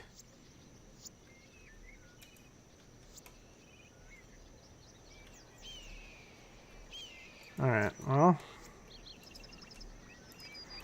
I guess we shouldn't do that then. I don't even know why I did that. They're not even like able to escape from the cage there. Or I took too long. I don't know. Okay, we'll test it out. I don't know. I feel like I have to wait for an adult too, because I don't think that the game would have the balls to let kids be eaten. I mean, this is rated like E for everyone. I'm pretty sure there's like a game thing where kids in video games, like on the rating, could not be killed in video games.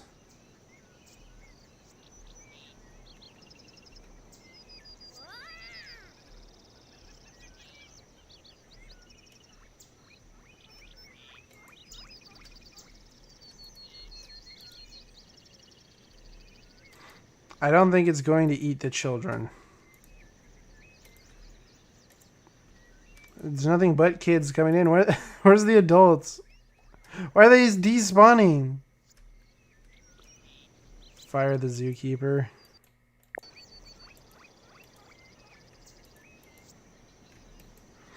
The zookeeper did take the crocodile there. Okay, shoot.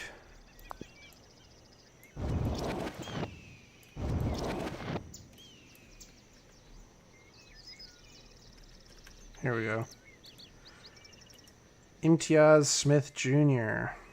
You want to see some animals? What you thinking of? favorite is the blue poison dart frog. Well, this isn't that, but it sure is something else. Uh-oh. It's getting close, guys. Oh. Come on.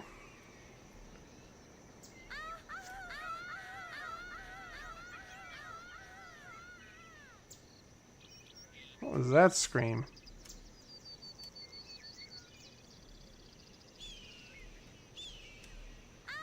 What? What? This has to be a mod I've installed. But like I want it to go to chaos here. I don't want it to get caged. It must be in like the Happy Animals mod or something that I installed where... Yeah, it's got to be automatic or something. Come on. Eat the woman. Do you not want to eat the woman? Well, its hunger is satisfied. That's probably why. Let's do a... Let's just do a new crocodile. Let's do that. What's bigger, the male or the female? I don't know if size matters for these. I think the male ones are bigger. Come on, eat the lady. Eat the woman. Eat the woman. Your hunger is... you need to eat. Come on. Oh, I thought you vanished. Demands a full family. Oh, alright.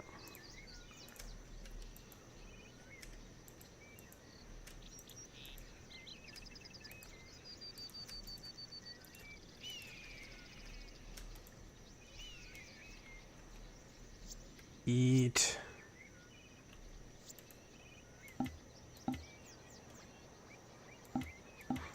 Maybe it doesn't.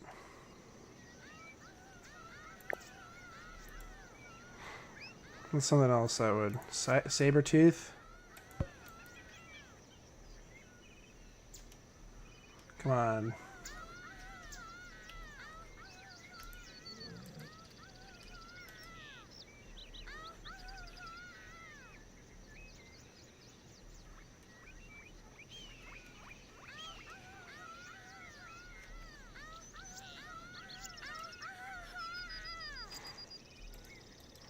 I wonder though, because it keeps boxing up the crocodile. That almost makes it feel... Because that's what's happening with the T-Rex too. Like, it makes me think that's what would happen. Like, it could eat them. Yeah. I don't know.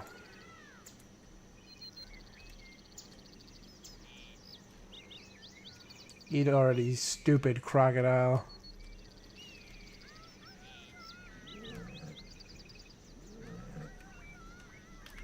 This has got to be a mod. That's really annoying. It normally would not do that in the game.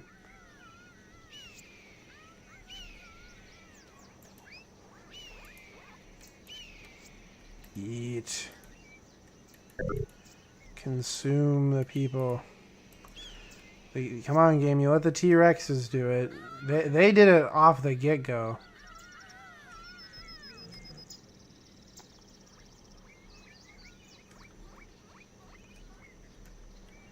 Okay, whatever. It's probably not gonna work.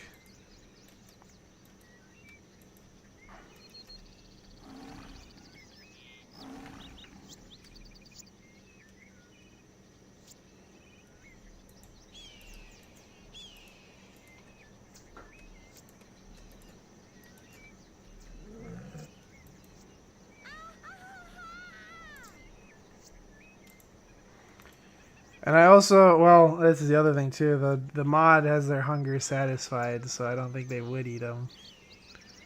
Shoot.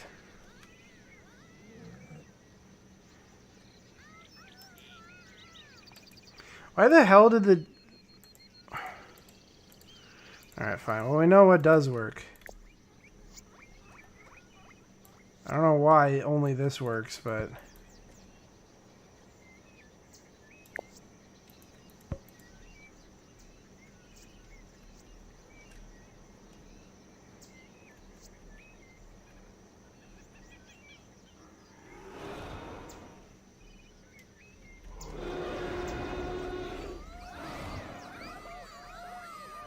Come on. Come on, do it. Well, no, like the mod... This is so annoying. See, I have mods on here to prevent animals from getting super upset just because otherwise, like, the message would be going off over and over and over, which it would be anyways. It is anyways. But,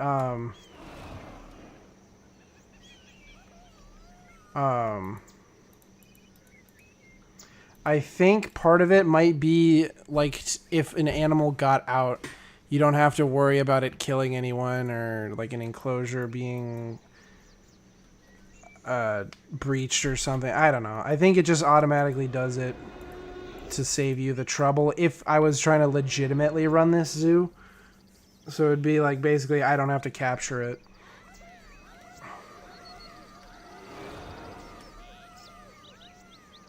Whatever.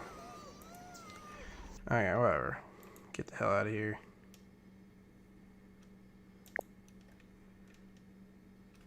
It's removing the fun of it. Well, no, well, like, again, I wasn't trying to remove that specifically. I didn't even know it did remove that specifically. I was thinking that it, or it was, like Happy Animals hack or something. I didn't think it did that. It probably is that. But I don't know. We could try it. Well, you know what? Wimp mode. Casper, it's not wimp mode. Like if you knew what it was like, it is aggravating. It's not even hard. It's just aggravating. Because you just get messages going, animals upset, animals upset, animals upset, animals upset, animals upset, and it just does not leave. That is all it is getting rid of normally. But it is, if you've played the game as much as I have, you would know it gets grating fast. But here, just to test it, just to test it, I'm going to just take off all the mods.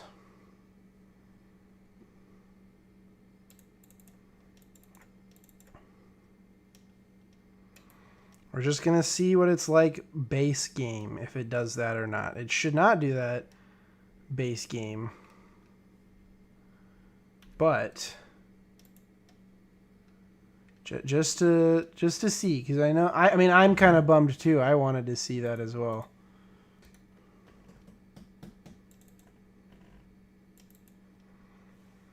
So for right now,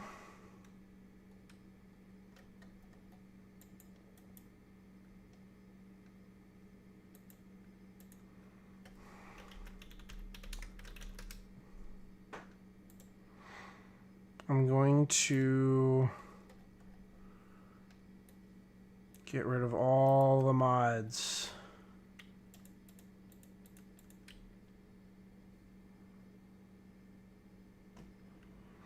Reduce it to its base form.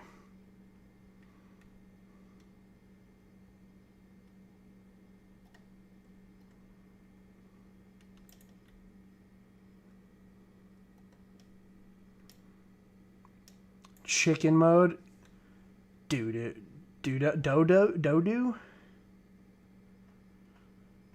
Call it chicken mode if you like, but it's not. I don't want to be annoyed by this game mode. I've played it enough that I can mod it out.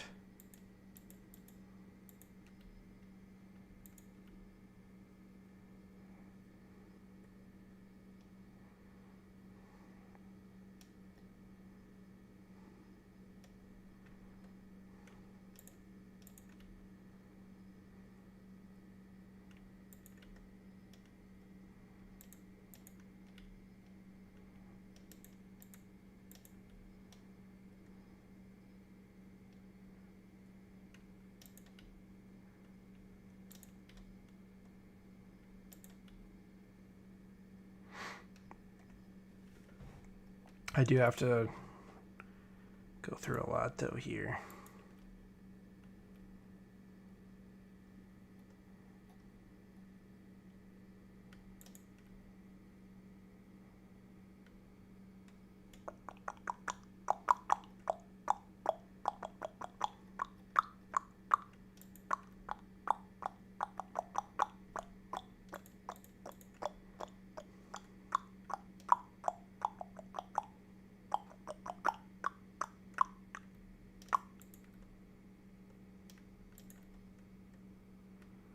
Alright,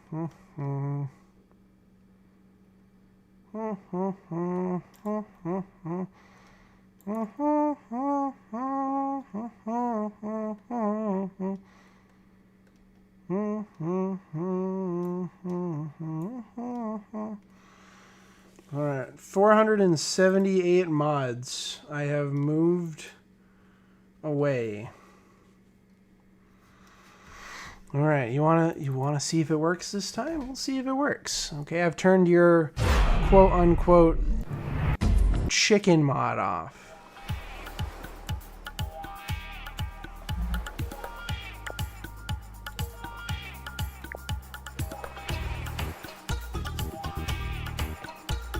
So let's see. Let's see.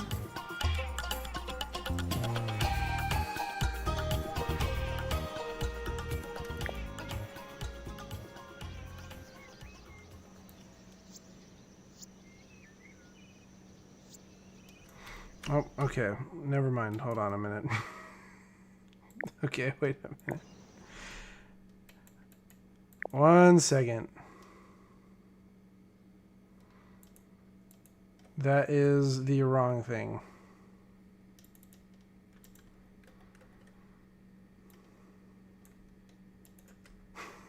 Oops. Or no, is it?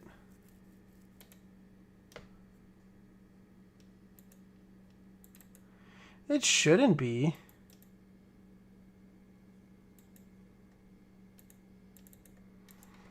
Where do I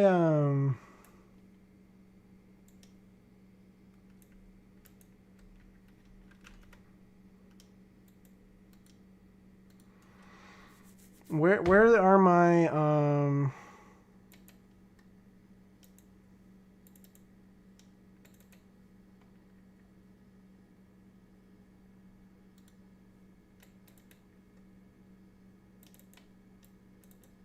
here we go. Okay.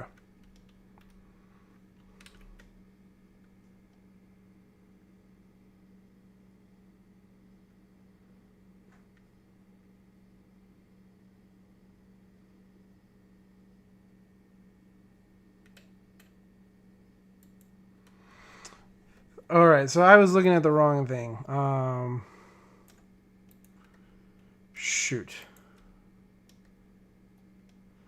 Let me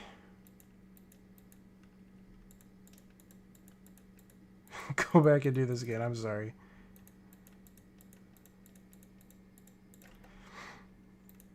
I had the right idea in mind. I just was in the wrong thing. Like, I have my mods in, like, different folders that are basically the same ones. One's just, like, a backup. So, I went to the backup one, and I was, like, clearing it out. Shoot.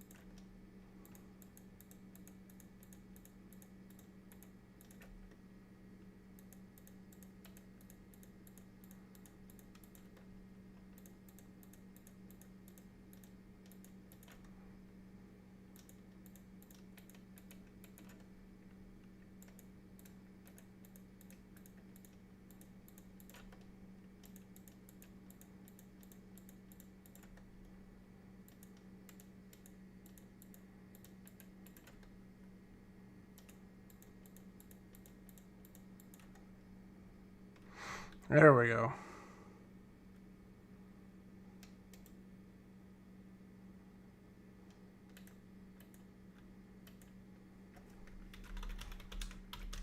Actually, there we don't go. I'm sorry. 1 second. I guess I should have done that first.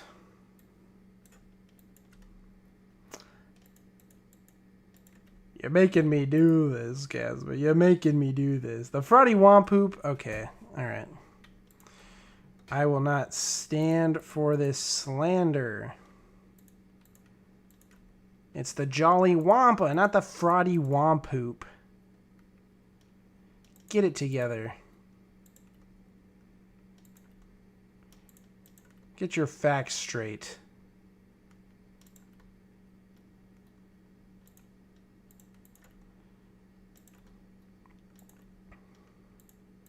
The reason it's taking so long to go through these mods is because I have to like individually select out the things that aren't mods and that are needed there to like run the game.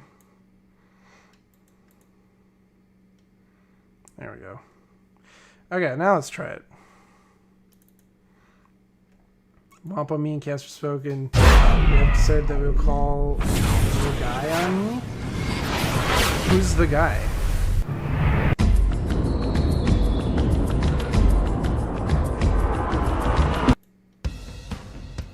There we go. I can tell that it's the unmodded version because the song is different.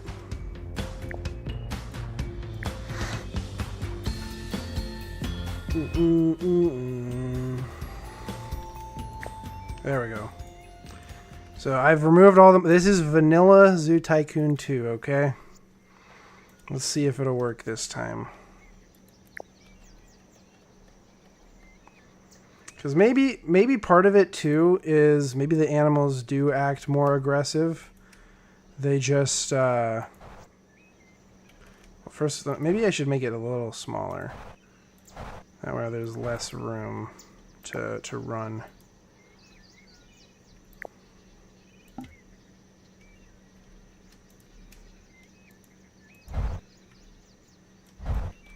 I'm giving it a bit of distance because I don't want people coming in the zoo to immediately freak out.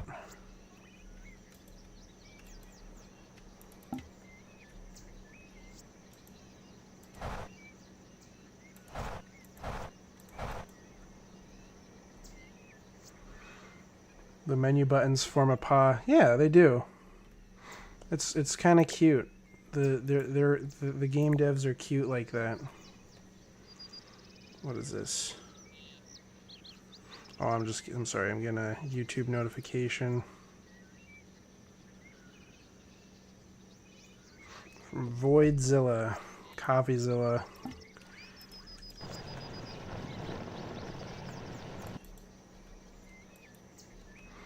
The dude is struggling in these times, let me tell you.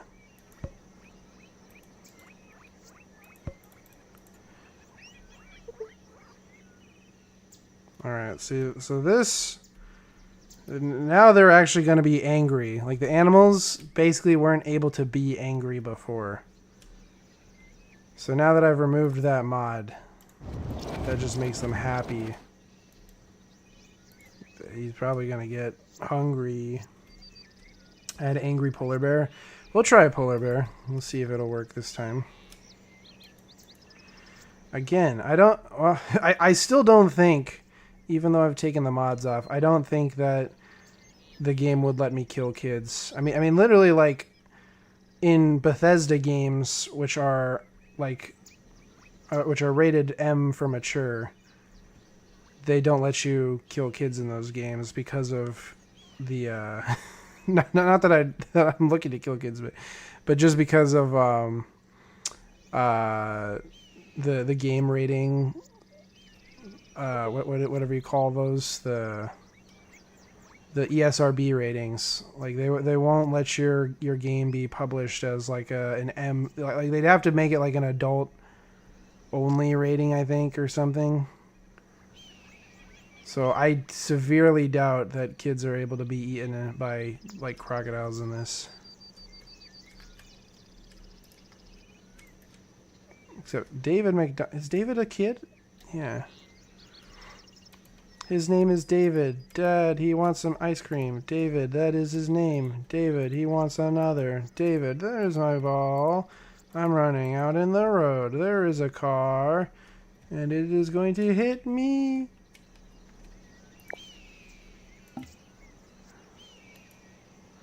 My name is Edwin. I made the mimic. It was difficult to put the pieces together.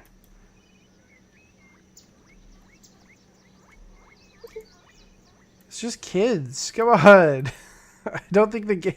I can try it now that it's turned off. I don't think it's gonna work. I'd be shocked if this, like, rated... Well, I don't know if it even is E for everyone. Is it E for everybody? I don't know what the ESRB is on this game. But I would be severely shocked if they let kids get eaten by crocodiles in this game. Why is its hunger satisfied? What did it eat? Oh, wait, no, the green, it has to go up. I see. My name is Wampa. I made the tycoon. It was difficult to put the crocodile together. Alright, let's put an adult in here, see if that changes anything.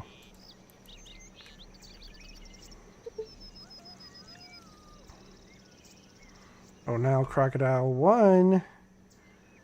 I've got some lunch for you.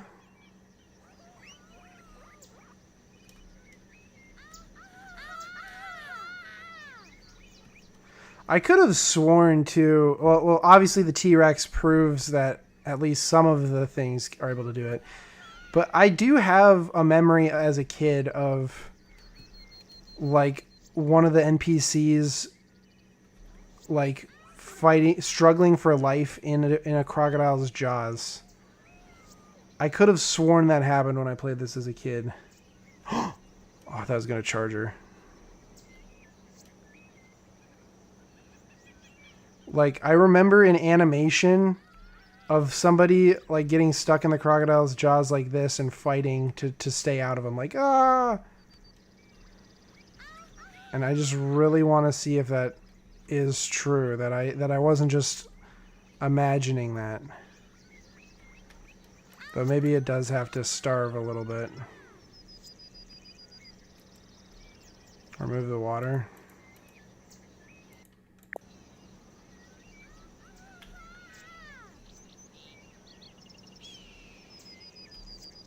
I like that she just ran right in front of it. But see how it's not... It must have been a mod, because it's not getting crated.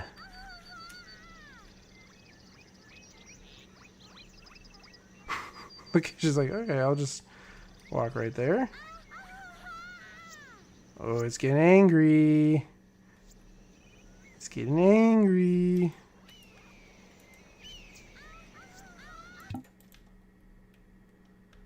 Got more people coming in at the very least. Hanny Sandberg.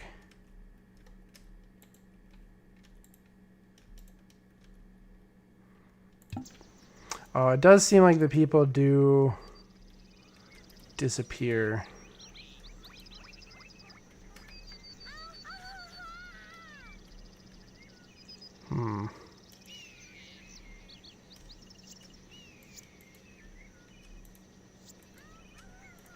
Maybe the more people we put in here, the more likely it is somebody's going to get eaten.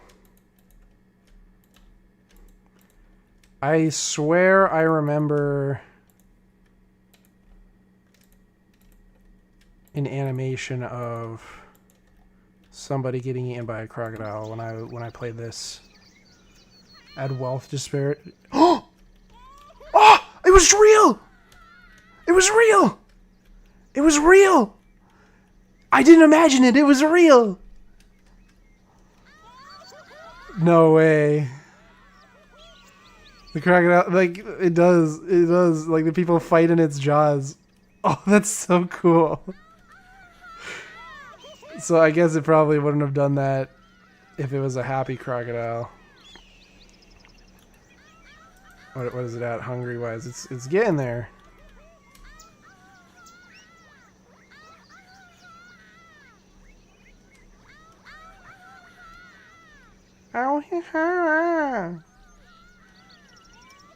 Come on, crocodile, do that again. This guy's going back in for seconds.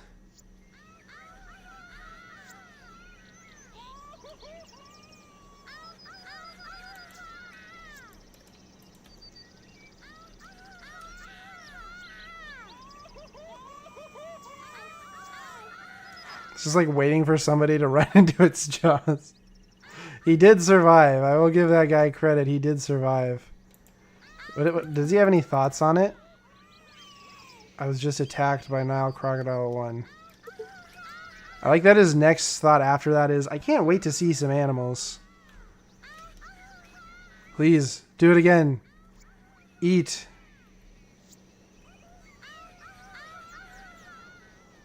Alright, well, at least we saw that.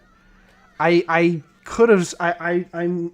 That's actually really cool. I wasn't sure if I did imagine that or not. But that was like exact... Oh, I got mad.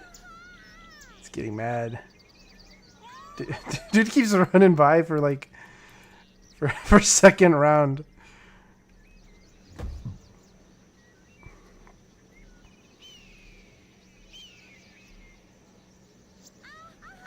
Okay. Well, I don't know if they survive. I suppose it probably... Well, okay, the hunger is getting pressing. It's getting pressing hunger. It might actually eat somebody. Maybe it was because it wasn't fully hungry.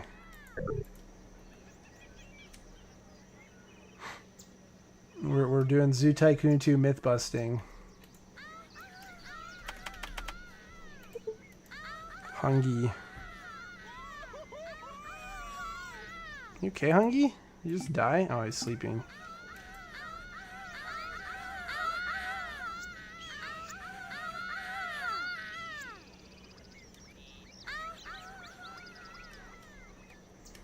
I like that people are still coming in.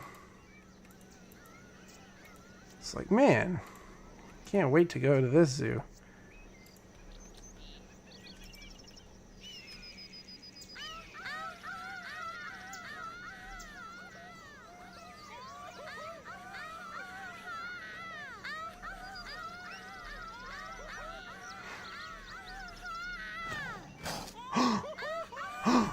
Oh, that was going to do it again. It's snapping. Come on, you're hungry. You're Hungy. It's in your name. Come on, Hungy. Come on, Hungy. Hungy.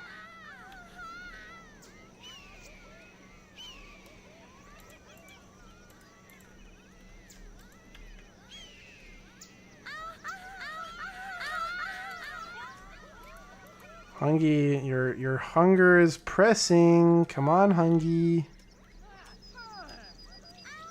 What the hell? She just scolded the crocodile.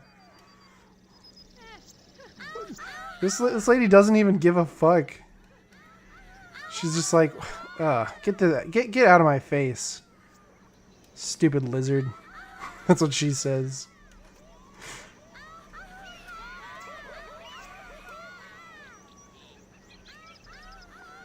Oh, now she's freaking out. Now she's panicking. Is it for a movie?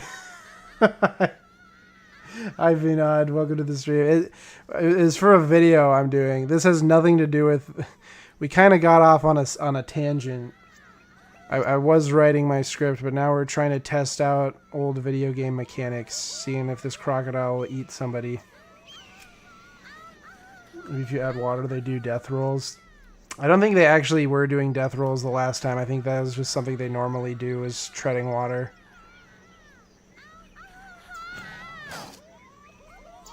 Oh, it's coming back for that guy. Oh, is it actually going to target the same guy? That'd be really funny.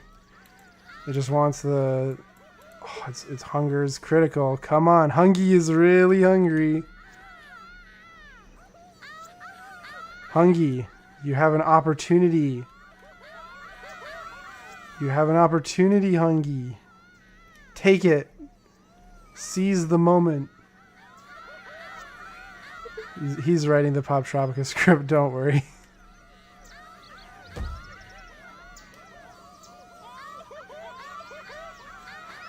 It is really annoying too that this NPC, like, I get the point is it probably doesn't want characters to get eaten, but this is actually getting super annoying. Like, dude, Hungy, you have free reign on all these people. Look, this guy? See him? He was the guy you tried to eat before. I can't tell if it's even like bad AI or it's just part of its code. We did see it happen though. We did see it happen.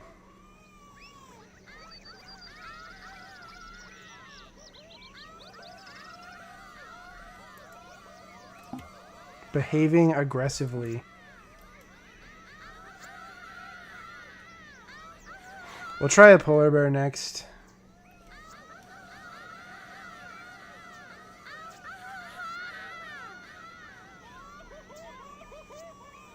Okay. I think that's all we're gonna get out of Hungy.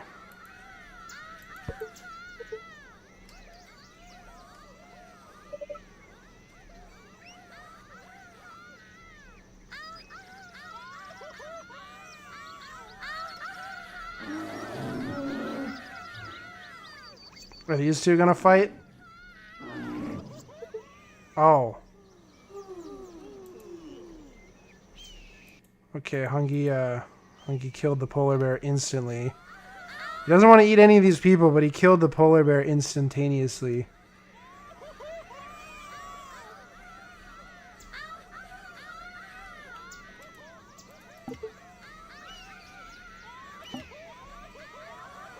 Fine. I don't think Hungy's gonna eat anyone. Goodbye, Hungy.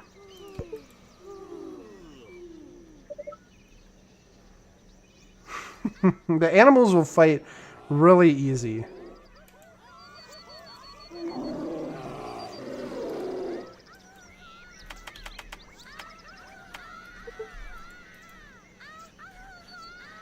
This is Hungy 2.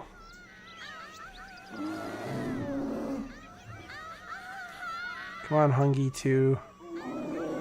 Do a better job than Hungy 1. Turns to steak with mine. Hungy 2, come on, you can do this. Yes.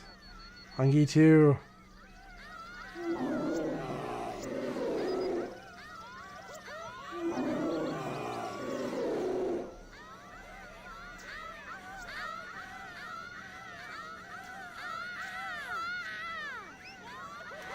If you didn't know what was going on, that would sound really bad out of context. You didn't do anything. Hungy 2. You gonna do anything, Hungy 2? I'm just gonna stand there and roar. It's almost like they don't want the people to die in this game or something. They let the T-Rex eat them just fine. But like you have to like wait for these other animals.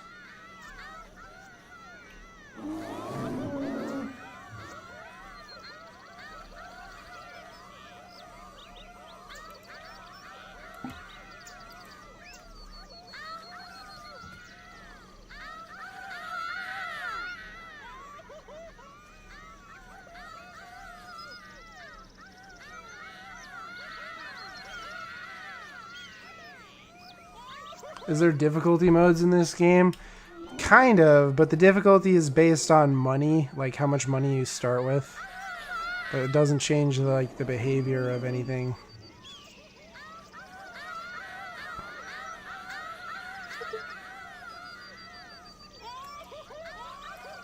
Behaving aggressively, okay.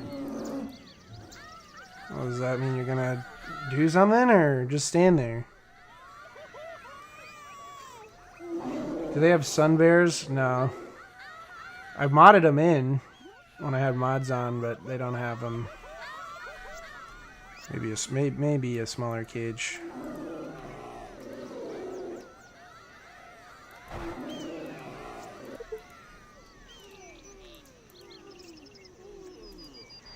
What is Hungy 2 doing?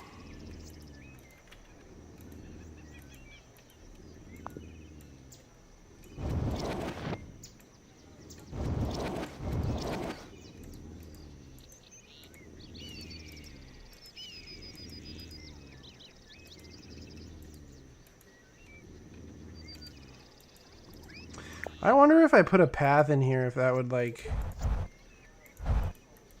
make them stick around more, since they like paths. He's right behind me, isn't he?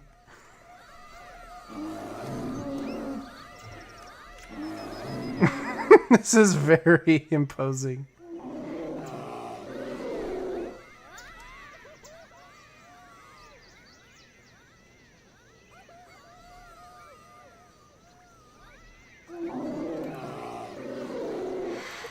Okay. I don't think it's gonna work.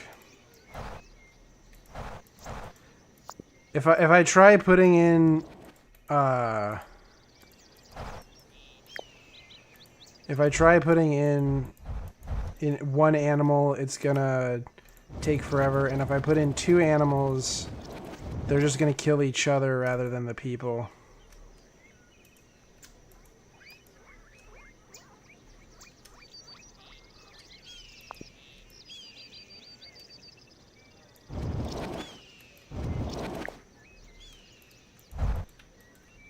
Oh, there's no animals right there leaving. What about a short-faced bear? You guys would like a short-faced bear, wouldn't you? I'm sure that thing...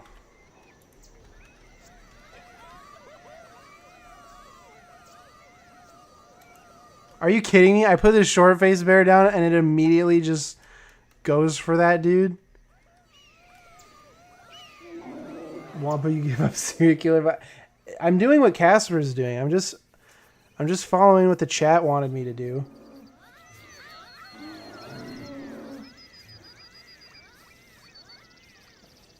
This is not sea healthy.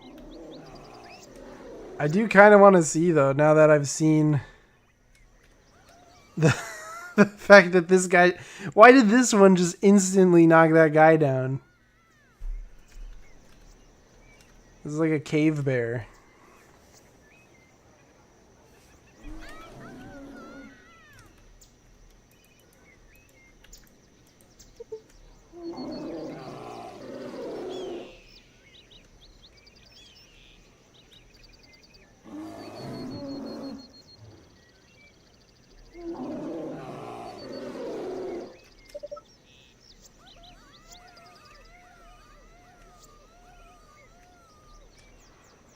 Maybe you shouldn't listen to the chat.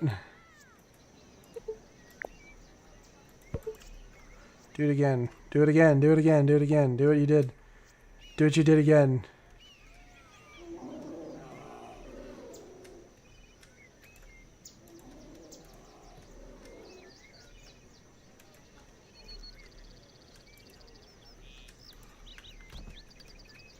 Oh, shoot!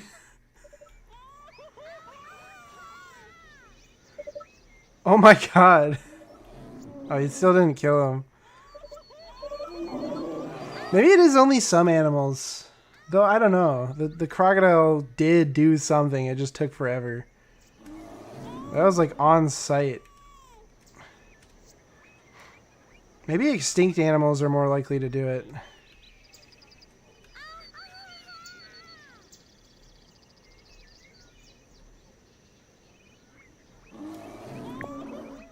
Let's try, what's another extinct animal one? That would potentially do something. How about Carnotaurus? Will the Carnotaurus eat anybody?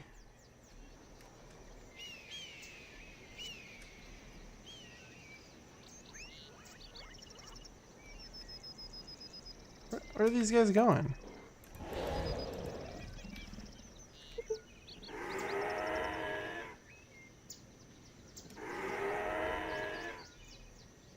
Can we talk about the evil zoo?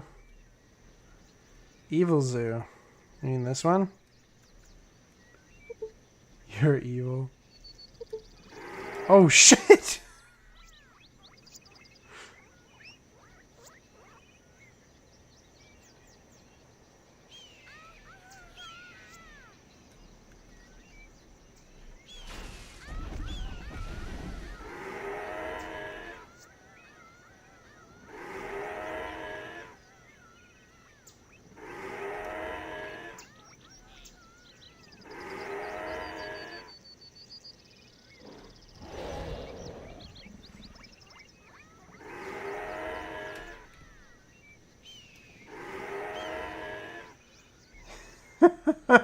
Yeah, Wampa, why would you do that?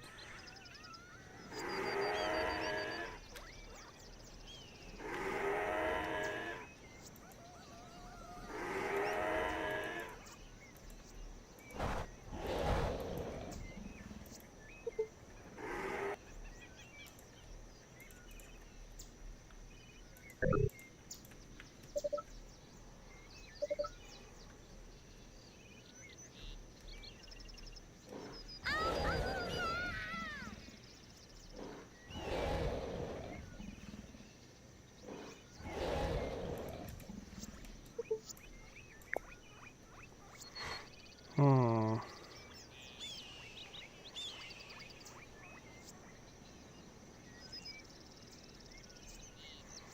What about... What would a woolly rhino do? Would the woolly rhino attack anyone?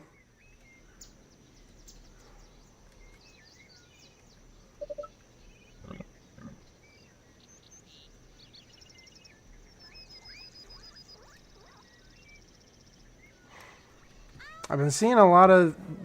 I mean, the Carnotaurus didn't seem to do anything, but for the other extinct animals we did, they were doing a pretty good job. No? It's not gonna do anything? Okay. Giant ground sloth. How about that one? This thing is marked as a carnivore in this game for some reason.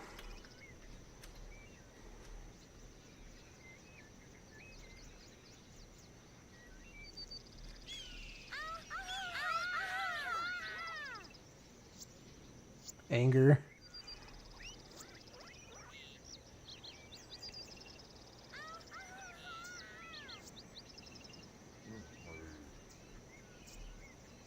You just say hi? The Zoo Tycoon giant ground sloth looks so weird too.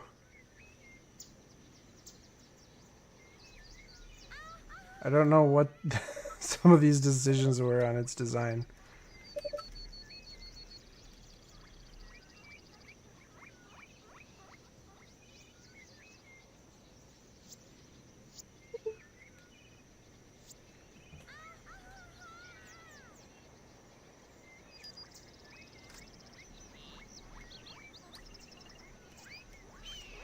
You gonna do anything?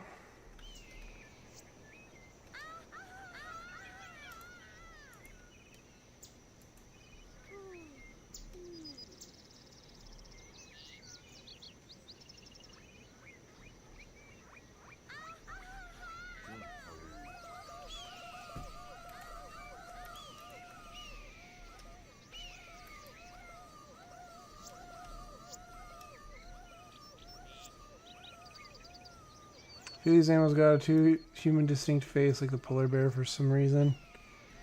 Yeah.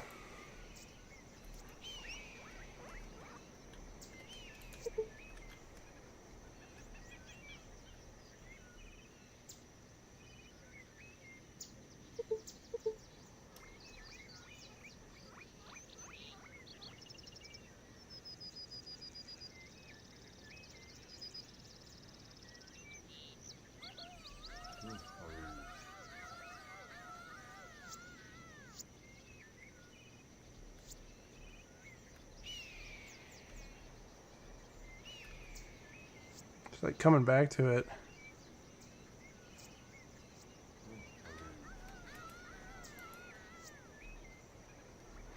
Alright, whatever. Going back to script writing.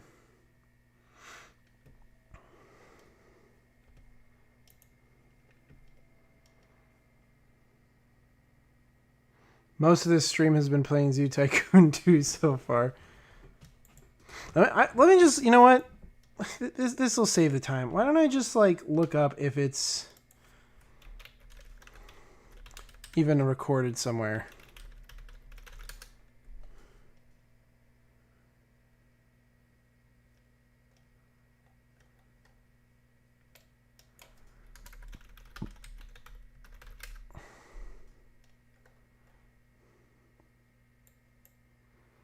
I'll hold the phone now.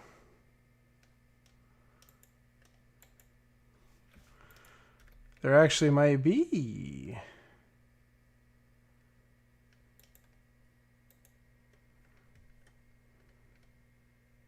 Okay, Psycho. Look, guys, I'm like interested now, because I didn't really think about this before you brought it up.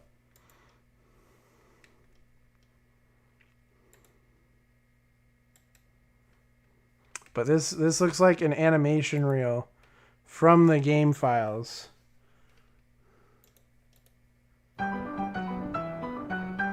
It's from MJ Manila on YouTube here. The beaver can attack? What the heck? What? Is this real? I can't tell if this is real or like custom made. Is this real? This is fake. This is fake. This is not real.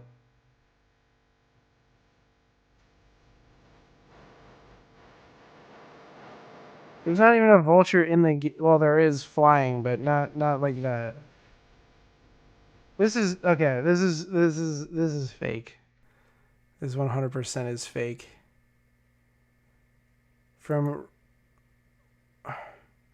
well, is it from Rappin Studio for several animals from Zoo Tycoon 2?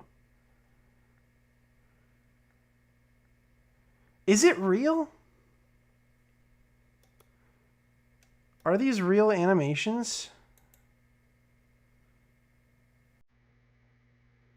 Okay, so they were scrapped. They were scrapped.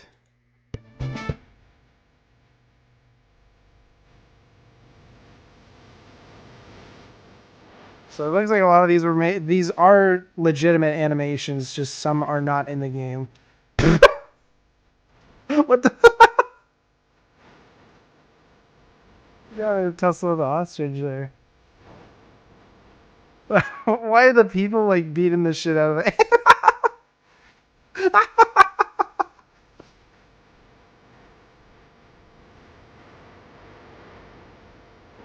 Animal spitting at him.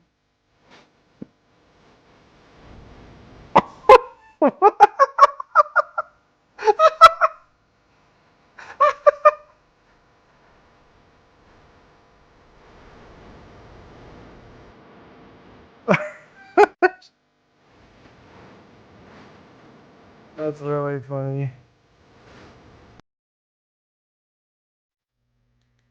Oh, that part might get claimed. I just saw that it was in the thing there. Giant ground sloth attack guest? It does have an attack animation?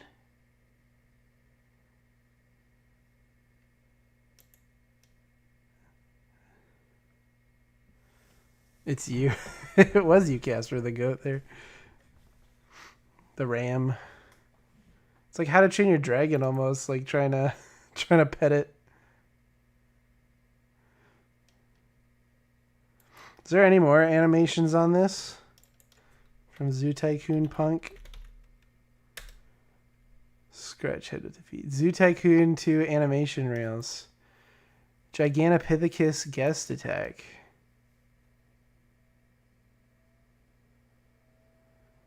That's like an old... That's not even a model that's in the game. Guest stuck in tar fountain.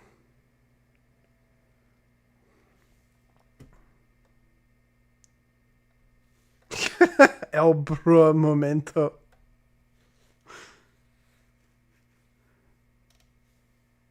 Diprotodon. The ground sloth. Oh, you're talking about what Ash was talking about. Entertainer breakdance. Yeah, we've seen that one. That one's fun. So these I don't know. Marine Mania meal. Holy shit. That was visceral, the narwhal one. This is a collection of animations. Wait, did this guy animate? Oh, wait. Oh, these might just be custom again. I can't tell if these are like game rip animations or not. I did for Zoo Tycoon 2 Marine Mania. But see, the way that he says that, it sounds like he worked on the game.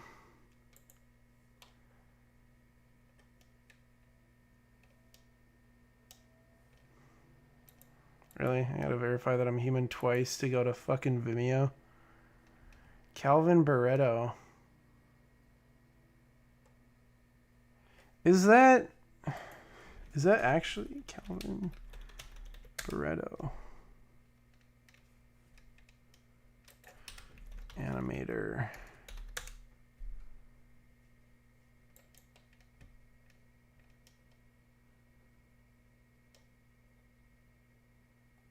Did he work on the actual game?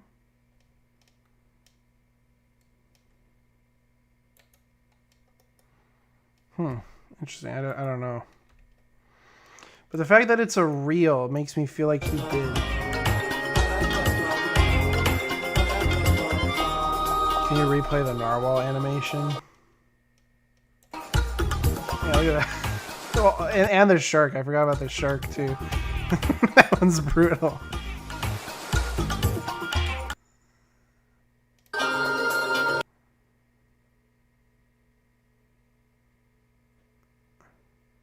Or is he just quoting? Oh, you know what? It might be that. So this is in quotes. Because it's uploaded by Calvin Barreto. So this guy is not Calvin Barreto, but it's from who I'm assuming was an animator for the game.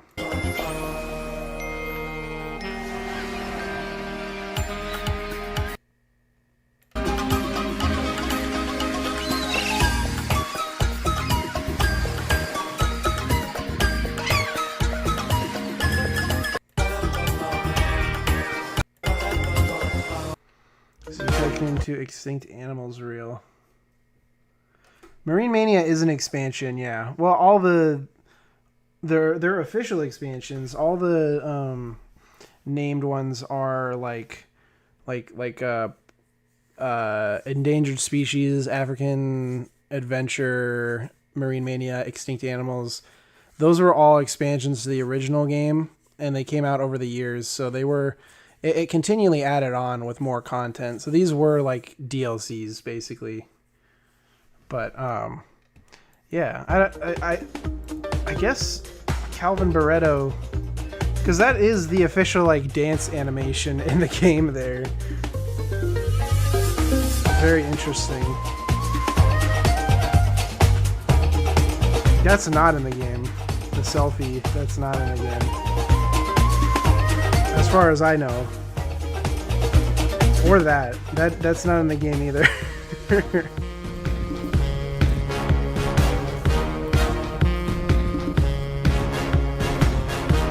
Damn. The dodo.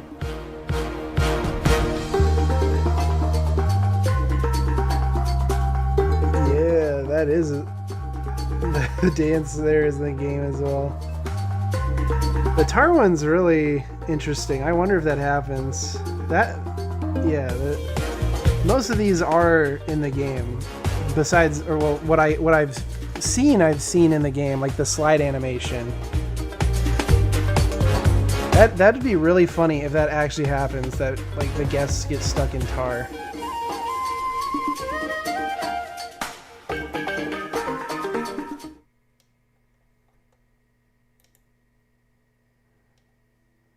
Marine Mania. Monkey Goon Dodge. The Monkey Goon. Penguin Butt Dance.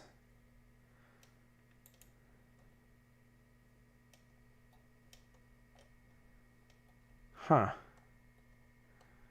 Interesting. Well. Neat. Let's get back to writing. Why is the animal slide? Oh, that's just the Brachiosaurus slide. It's an unlockable in the game.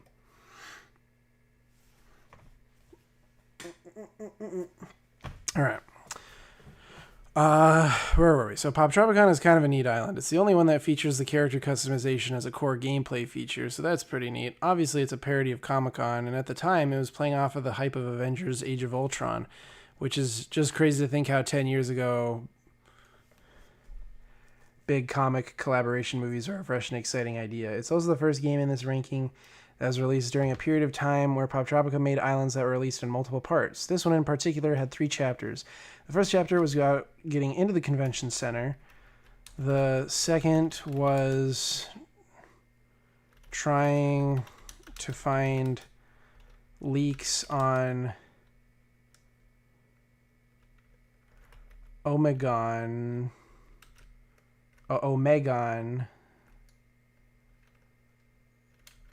Ultron,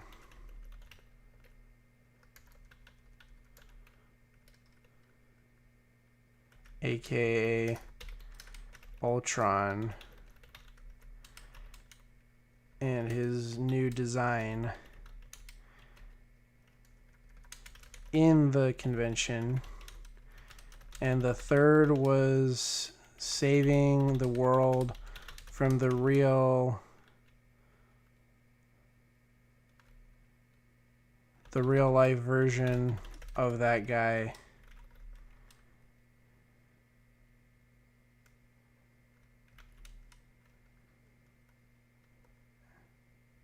As he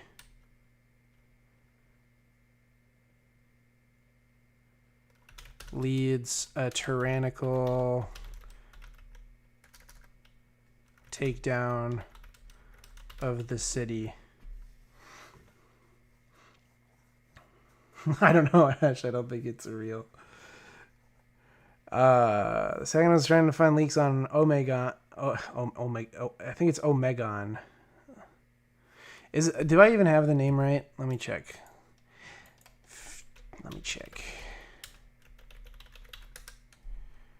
Yeah, Omegon.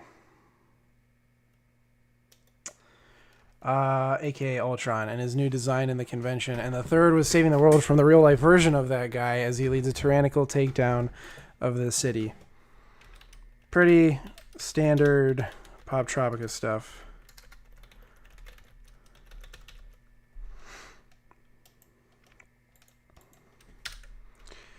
Really?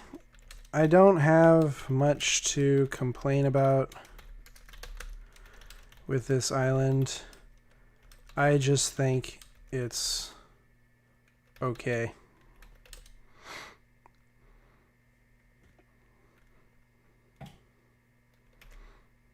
I liked the cosplay elements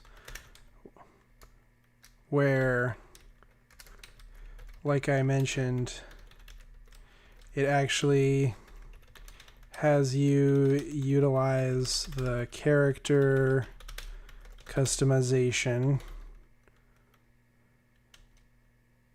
to progress,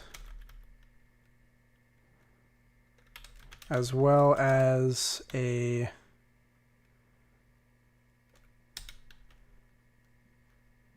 card, as well as a fun card game similar to Magic the Gathering. But otherwise, I just don't vibe that much with the theme. It's kind of like Superpower Island. I don't hate comic book characters or movies necessarily. I don't hate comic book characters or movies. And some of my favorites are from those genres. But typically, it's not my go-to pop culture.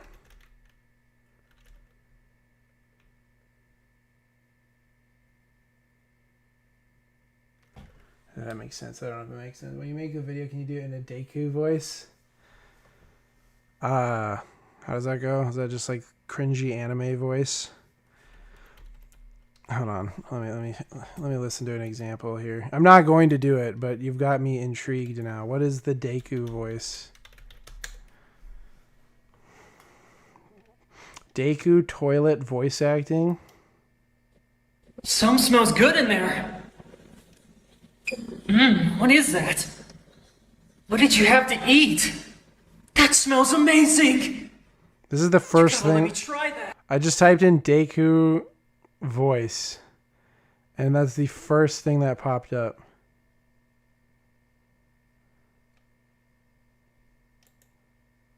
You know what? However, we're done. We're not done. Daddy isn't done speaking. You will come back here. Daddy demands you to come back. I don't listen to you anymore. Come back right here, or Daddy's gonna get really angry. Yeah, so it's just cringe anime voice, huh? Pop Tropicon is kind of a neat game island. It's the only one that features the character customization as a core gameplay feature, so that's pretty neat.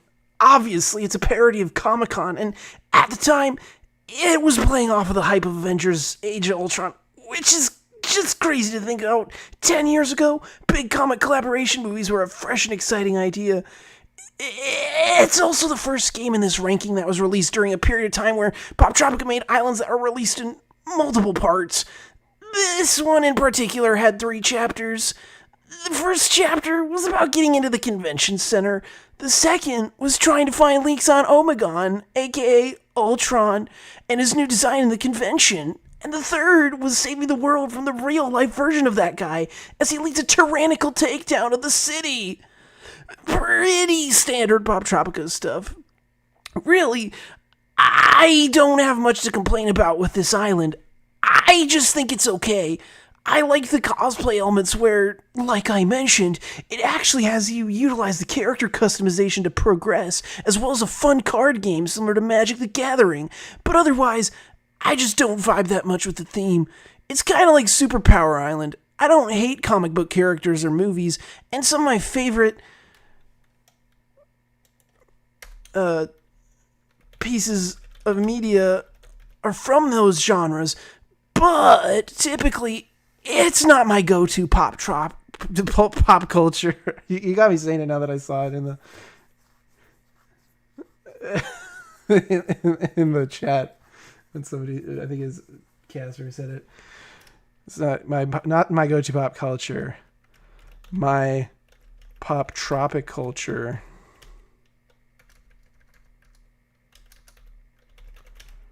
If you would. But yeah, no, I am not doing that. That was like painful to do. Not just mentally, but physically. Like I could not keep that voice up for like probably over 2 hours. I don't know how long this video is going to be. And not that I would do it anyways.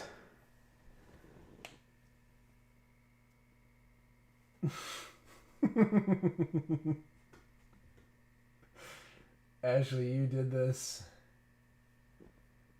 Why is it Wampa? Why is Wampa accurate? I just listened to it. That's all you got to do is just listen and try to mimic it.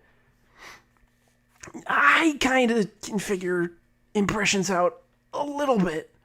I'm not the best at them, but I kind of get the cadence of them. This bastard stealing my quotes.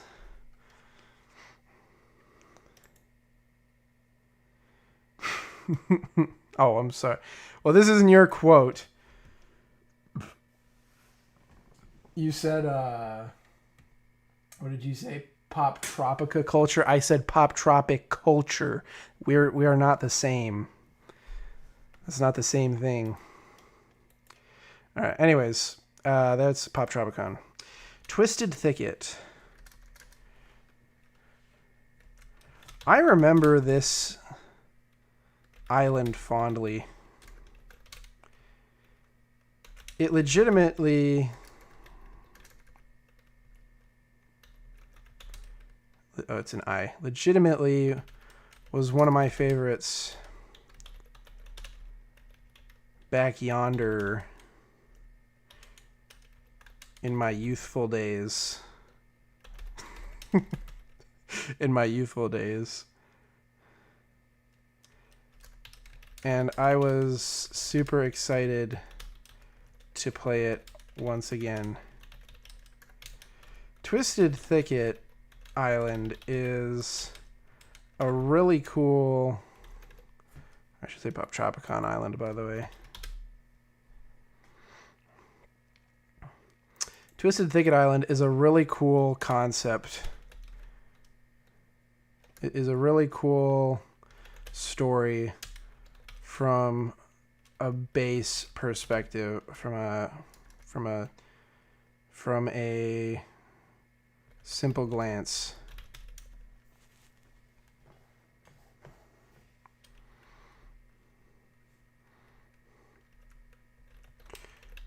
You're told that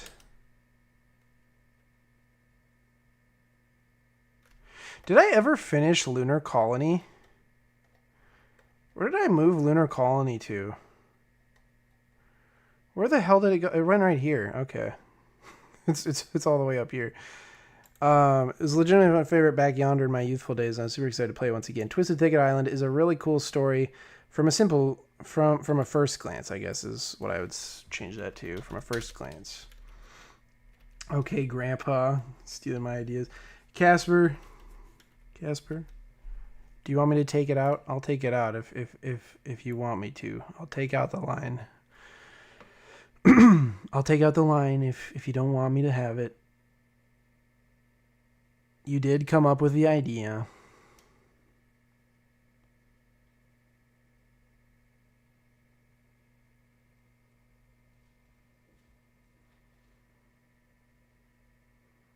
You don't remember. What? Twisted Thicket Island is a really cool story from a first glance. You're told that Fey folk... Is it even called... Well, that's Irish, isn't it? Fey folk. It's like... Twisted Thicket is based off of Norwegian mythology. Celtic, Slavic, Germanic, and French.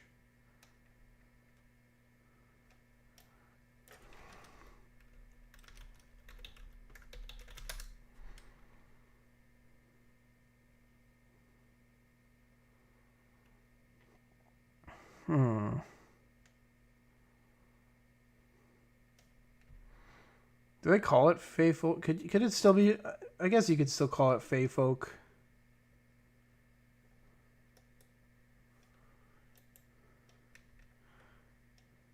Oh. You're referring about that in my youthful days in my yonder.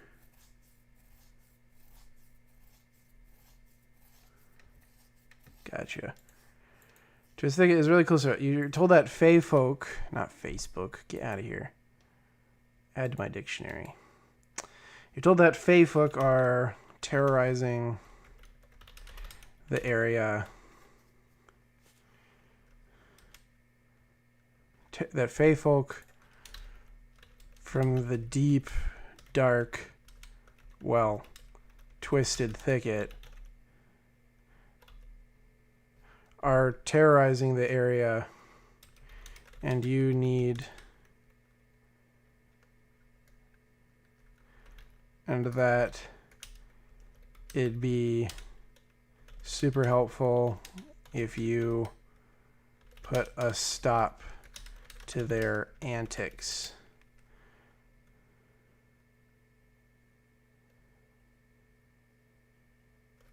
Well, no, I don't even want to say it at first glance, because it's a cool story. Is a really cool...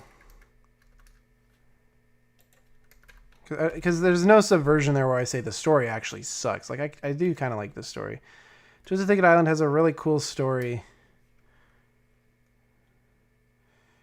Twisted Thicket Island has a really cool story once to delve into. You're told that Fey folk from the deep, dark, well, twisted thicket are terrorizing the area, and that'd be super helpful if you put a stop to their antics. Facebook are terrorizing the area. Yeah, like the phase. The island has you progress deep into the woods. The weeds. Deep into the woods. To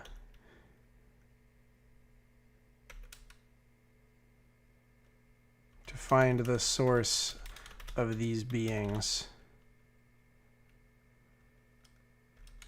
All of which try to stop you on your quest. I specifically remember the knock-in part.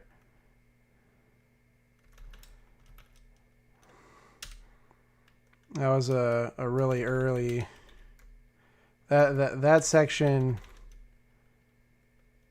for younger me turned the game into a stealth horror.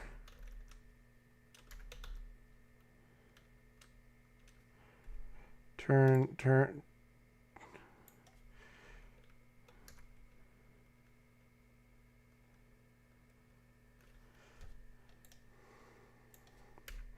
And as you progress deep into the woods to find the source of these beings, all of these beings, the beings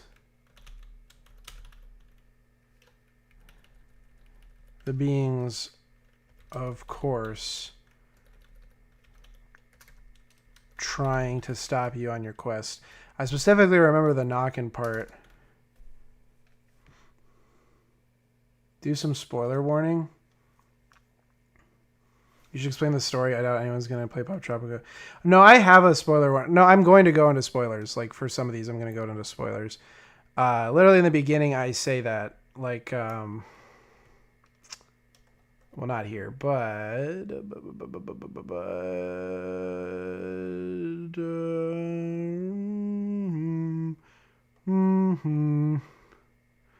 oh yeah, spoilers for literally every island in this game, by the way. I forgot to mention it earlier. So, I do have a warning. So, all of these are up for spoilers. Like, that is definitely... I'm not going to hold back on spoilers. The island has you progress deep into the woods to find the source of these beings. The beings, of course, trying to stop you on your quest. I specifically remember... Or, my favorite part in specific is the knock-in hunt. The knock-in hunt. Are they actually based on real things also?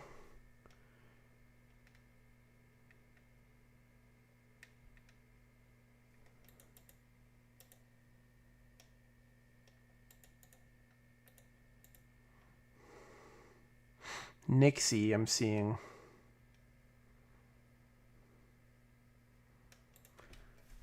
Knock-in is a mysterious water creature residing in freshwater lakes and deep ponds. He is, in Norwegian tradition, described as a dark monster with his eyes just above the surface, watching as people walk by. In Swedish tradition, he's a beautiful young man, tricking women into jumping into the water and then drowning them. So it's kind of like the Kelpie, in a way, too, from like Scottish folklore. He's a shapeshifter and can change to a white horse. That's literally the Kelpie. The horse part. Letting young children ride on his back and then jumping with them back into the pond. He's also said to be a talented musician, playing the violin so that the villagers can hear him at night. There were ways to protect oneself from him. You could throw a piece of... Okay, so it's very different than the Pop Tropica knock-in then. The Pop Tropica knock-in is like a dog. It's like a thorny looking dog.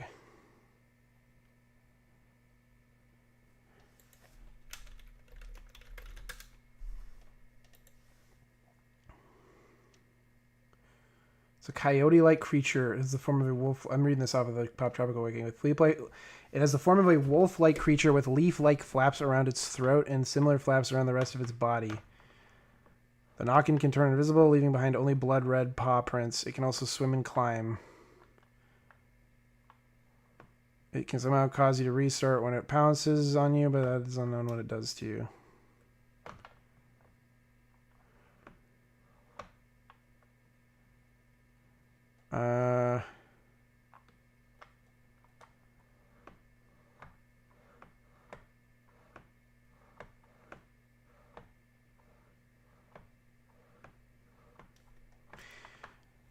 I do want to describe that part because it is a cool part.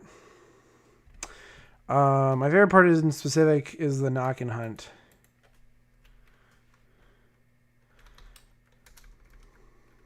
Or let me do particular.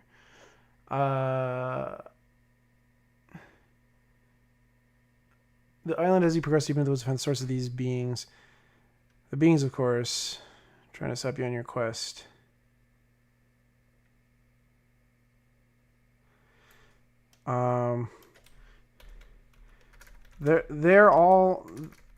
They are all really cool encounters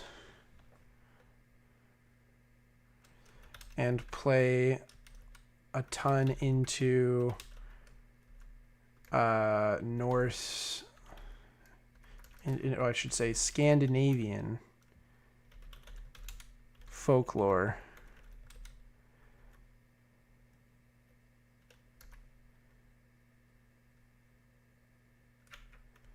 Wood elves try to stop you from climbing trees. Trolls play Donkey Kong with you.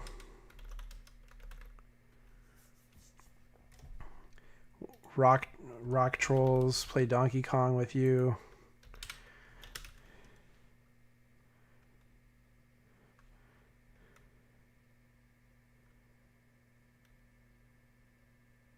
And don't even get me started on the knockin' section.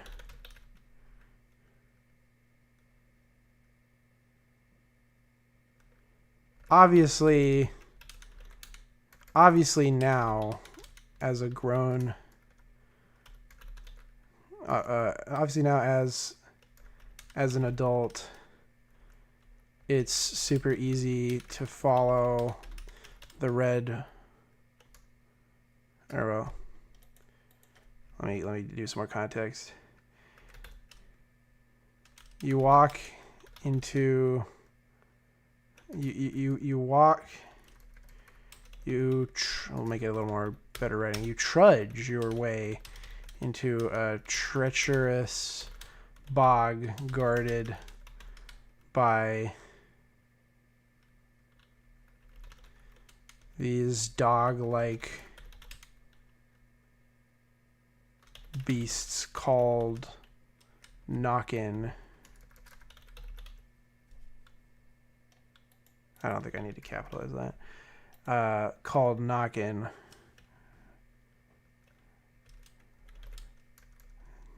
Knockin' who turn invisible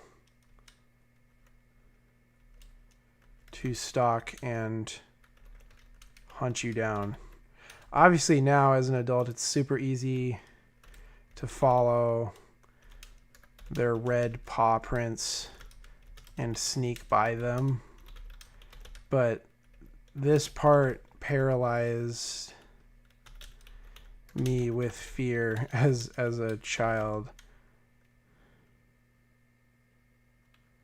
And it was super tough getting through from what I remember.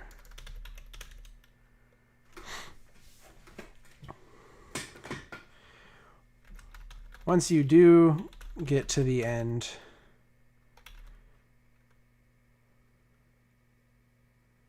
you find out that plot twist,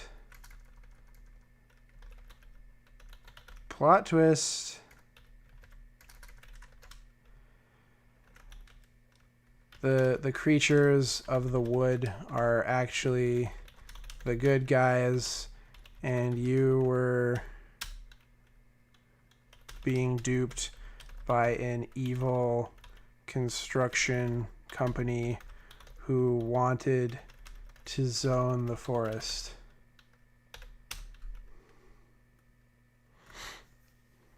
I might put this up a little higher because now that I'm describing it, I'm liking it a lot more.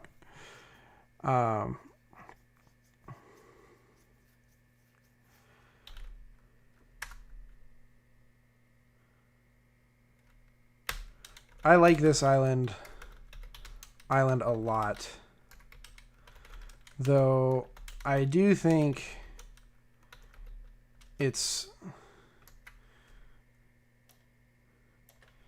a pretty standard environmentalist tale. And it's got a pretty fun finale to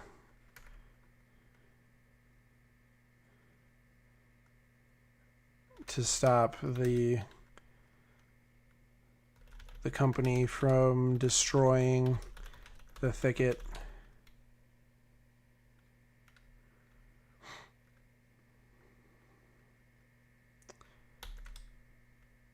I think if there's anything holding this island back, it's that it's much shorter than I remember. Probably because of the knock-in part in my youth. Or probably because of the knock-in part when I first played. And is pretty predictable and cliche, even though I like where the story goes. The simple setup of the story. I'm also not too keen on the bonus mission. The bonus mission in this island. It's been a little bit since... When did I last say that? Pop Shopless Games, okay. It's been a little bit since I mentioned bonus missions. No, I don't need to say that.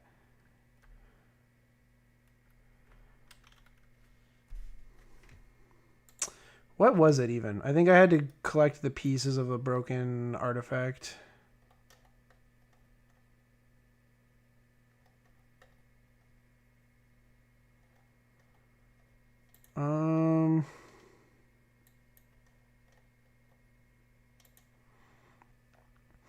Put on the amulet and fly upward to the 3rd level. Go. Oh, this is a walkthrough. The essence is scattered. It's up to use your newfound powers to collect missing shards and return them to their source. Okay, yeah, that's right.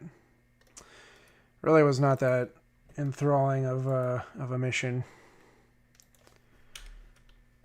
You just collect shattered pieces of the magical orb that the forest folk need safe. And you do so by using the powers of dryads, of the power of the dryads, goblins, and trolls. It's fine and unique enough, I guess, since you get to use the special abilities, but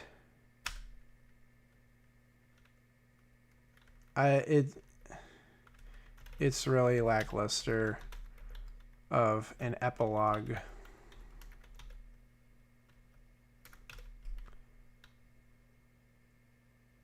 That said, I do really like this island.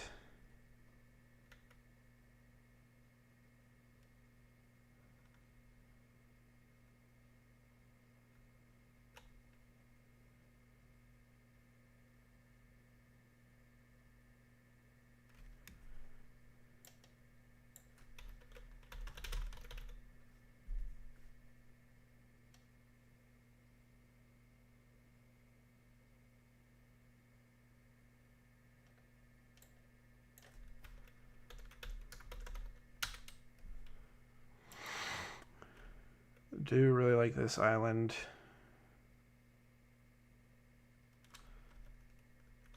Though I can recognize its flaws. Cough. Oh, did you cough, Ashley?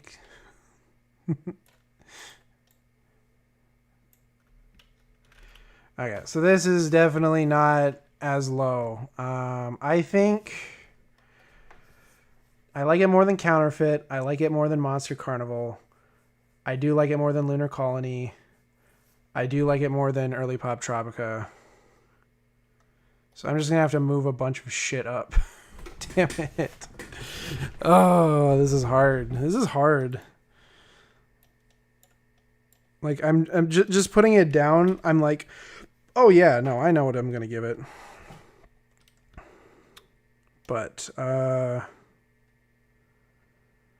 I probably like it more than 24 karat as well. Not as much as Backlot. So let's put it at 24 karat slot.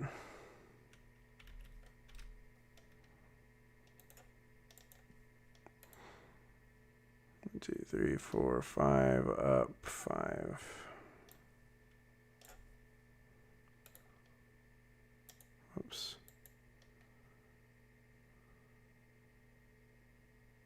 Or 6 up 5.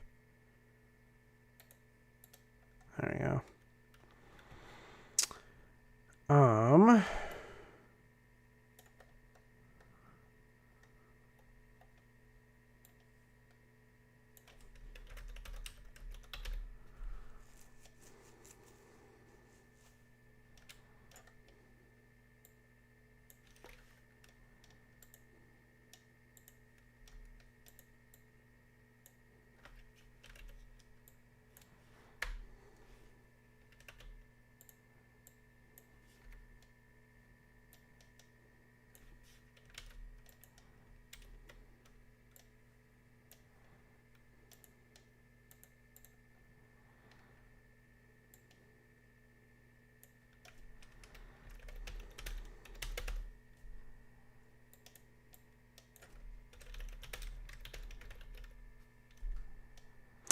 Well, I'm actually going to say I probably like... do I like Monster Carnival more than Lunar Colony? I don't know. No, I don't. Or I do. I do like it more. And I like Counterfeit more than Lunar Colony. Okay, so let's do this. Counterfeit, Monster Carnival, Lunar Colony,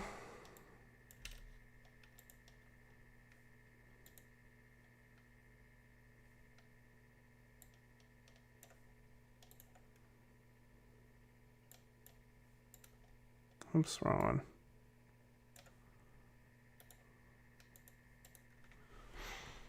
Lunar Colony, Counterfeit, Monster Carnival, Early Pop Tropica,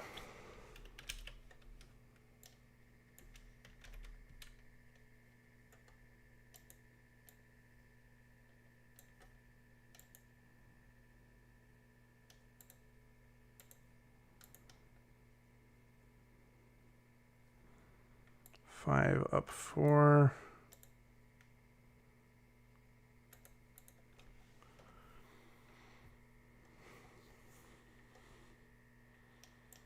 And then 24 karat. I don't even know what you said there, Casper. Okay.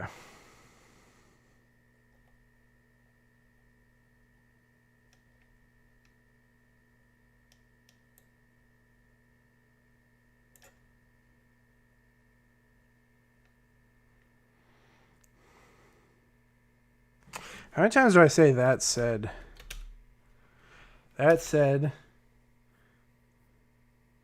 That said. That said. That said. I've said that said a lot.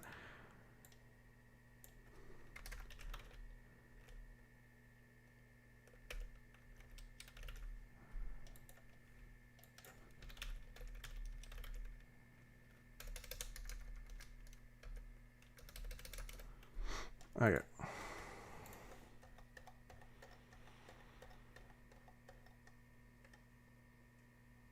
So let me read over it again then, once I've done this. I remember this island fondly. It legitimately was one of my favorites back yonder in my youthful days, and I was super excited to play it once again. Twisted Thicket Island has a really cool story to delve into. You're told that feyfolk from the deep, twisted thicket are terrorizing the area and then be super helpful if you put a stop to their antics. The island, as you progress deep into the woods to find the source of these beings, the beings, of course, trying to stop you on your quest. They're all really cool encounters and play a ton into Scandinavian folklore. Wood elves try to stop you from climbing trees, rock trolls play Donkey Kong with you, and don't even get me started on the knockin' section. You trudge your way into a treacherous bog guarded by these dog-like beasts called knockin', who turn invisible to stalk and hunt you down. Obviously now, as an adult, it's super easy to follow the red paw prints and sneak by them, but this part paralyzed me with fear as a child and was super tough getting through from what I remember. Once you do get to the end, you find out that, plot twist, the creatures of the wood are actually the good guys, and you are being duped by an evil construction company who wanted to zone the forest. It's a pretty by-the-book environmentalist tale, and it's got a fun finale to stop the company from destroying the thicket. I think if there's anything holding this island back, it's that it's much shorter than I remember, probably because of the knockin' part when I first played, and is, I say pretty a lot here, and is predictable and cliche.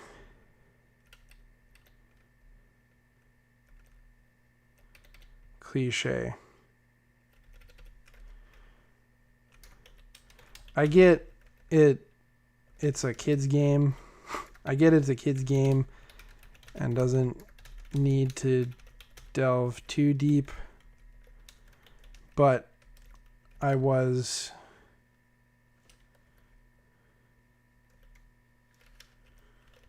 feeling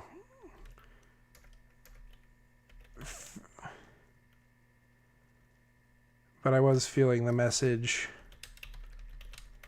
being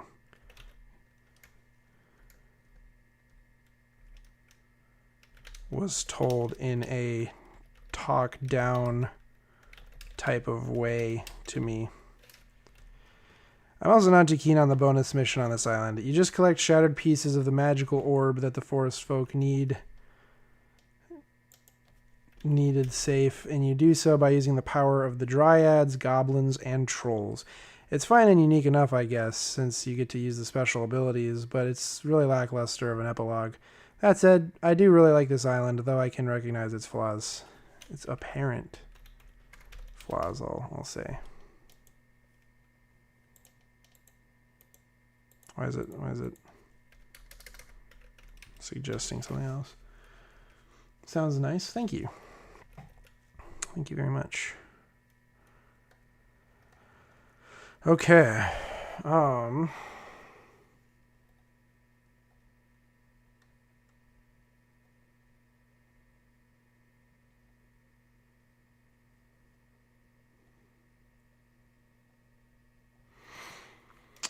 So let's do Night Watch.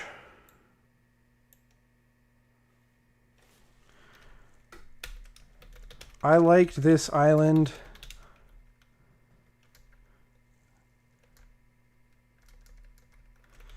This island rocked for me. This island rocked for me way back when, because I really enjoyed feeling like the character of one of my favorite movies at the time. Paul Blart, Mall Cop. I'm not kidding when I wrote that either. This island rocked for me way back when because I really enjoyed feeling like the character of one of my favorite movies at the time, Paul Blart, Mall Cop. This island, Night Watch Island's premise is literally that you become the night guard of an abandoned, not abandoned. What am I talking about? It's not abandoned. The night guard of. I want to make this sound a little better. I don't just want to say a mall. I'll use the name. What was the name of the mall? Twin Palms Mall.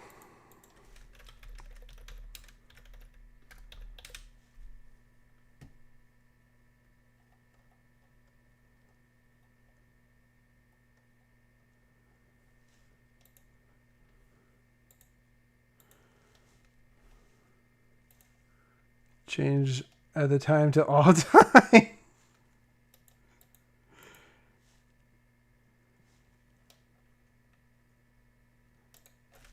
Favorite movies. I'm just doubling down because you said that. Favorite movies at the time. Paul Blart, Mall Cop. Night Watch Island's premise is literally that you become the night guard of Twin Palms Mall.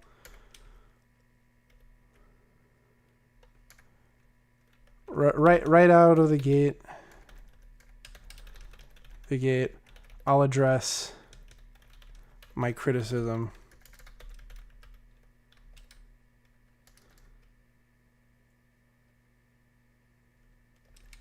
Tedium. Much like skullduggery, though not even a fraction as long as Skullduggery Island, there is an irritating amount of back and forth travel throughout this island.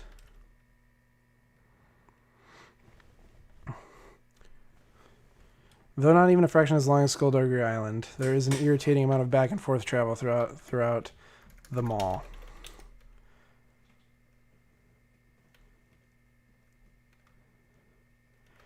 You have an iPhone that you can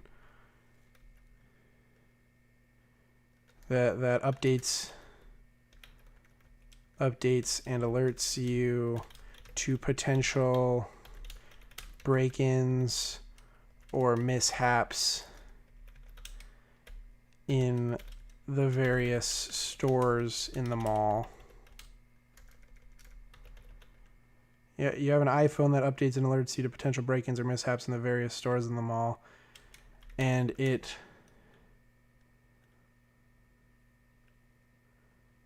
always and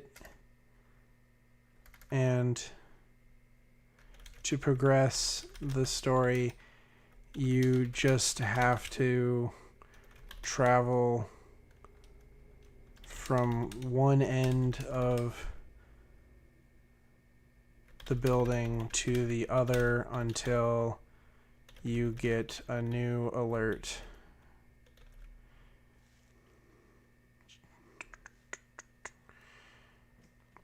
Until you get a new alert.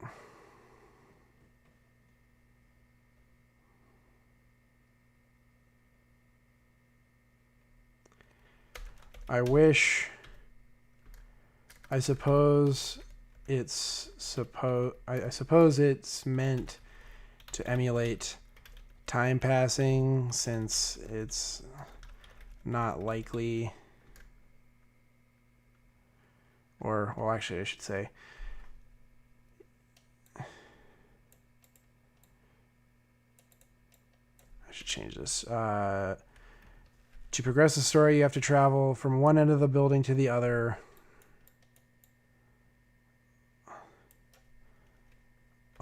Due to these alerts.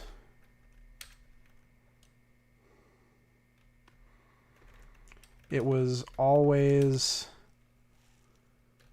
annoying as hell because I'd get a text saying the gym, the tanning salon is having problems. And I'd go all the way over there And then the immediate next message would be like, the toy store is something's wrong at the toy store.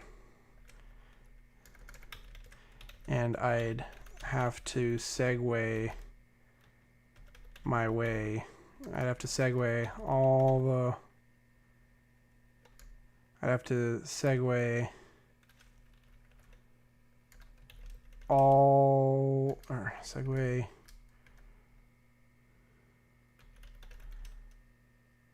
across 2 loading screens back where I originally was.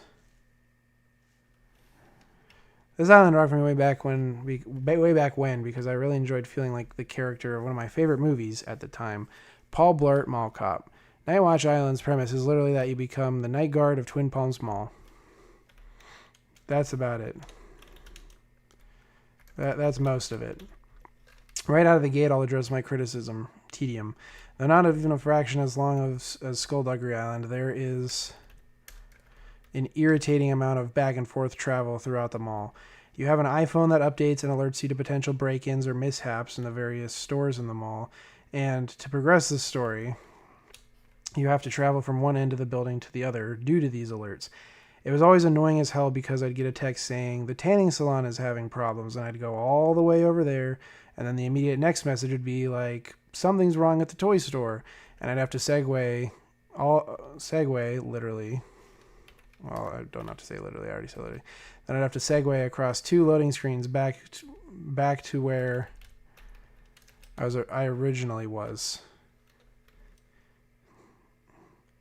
I don't remember if it happened, but it never felt like the next update would be for a store in the vicinity of the last one I tended to.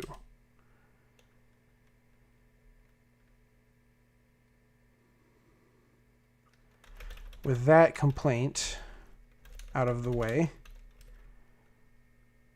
I kind of vibe with this island.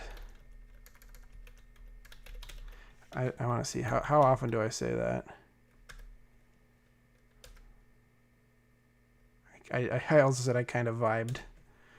I vibed.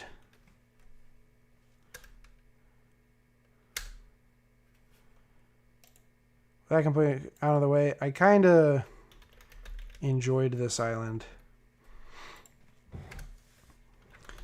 Yes, there's a bunch of stores to visit, and that can be frustrating. And that can be frustrating. What I've used like those words. What's a good synonym? I'm gonna look up synonyms of. Let's see. What's a good word?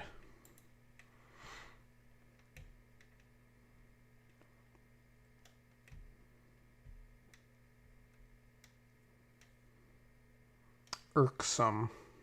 We'll use that. There's a bunch of stores to visit, and that can be irksome. Of course.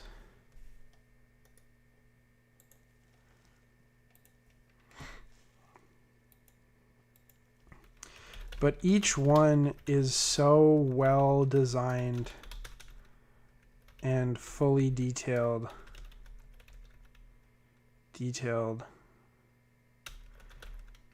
that the whole building is just so fun to explore.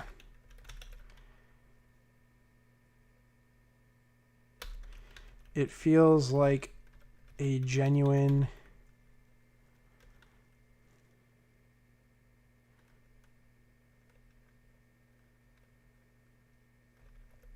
shopping mall and feels lived in, or rather worked in.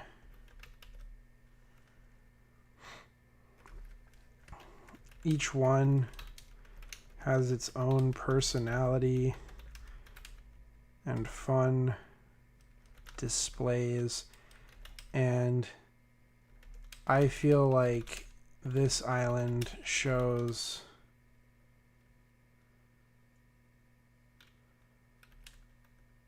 a ridiculous amount of talent from the art department to put it together.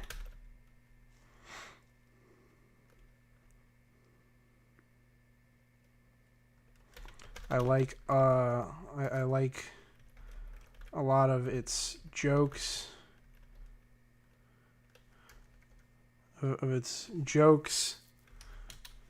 The mystery heist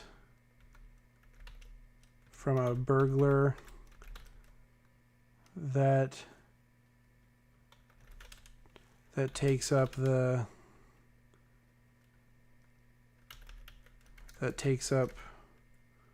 most of the second and third act. There's a bunch of stores. Yes, there's a bunch of stores to visit, and that can be irksome, of course. But each one is so well designed and fully detailed that the whole building is just so fun to explore. It feels like a genuine shopping mall and feels lived in, or rather worked in. Each one has each store. I should correct so I can say that. Each store has its own personality and fun displays, and I feel like this island shows a ridiculous amount of talent from the art department to put it together. I like a lot of its jokes. The mystery heist from a burglar that takes up most of the second and third act. And the feel. Okay, I need to look up synonyms. Synonyms for vibe, because I want to use the word vibe again, but I just.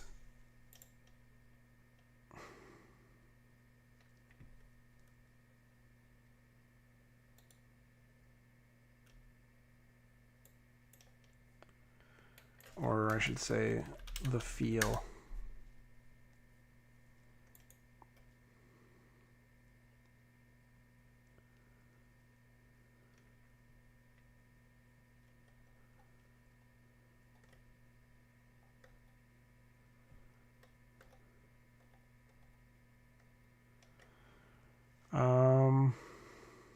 Sensation, I guess, is a good one. And the sensation of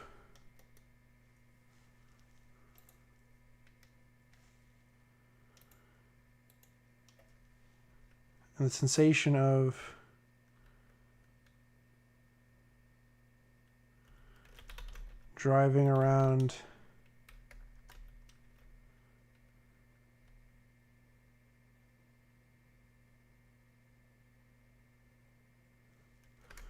of rolling around an empty mall at night just has such a unique feeling. Just has such a unique feel.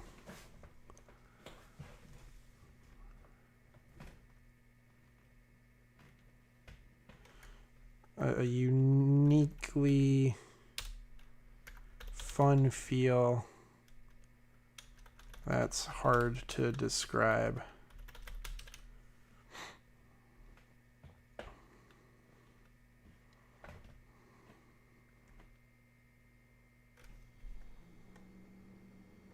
I'm moving it up. I'm moving it up to 34. I'm not.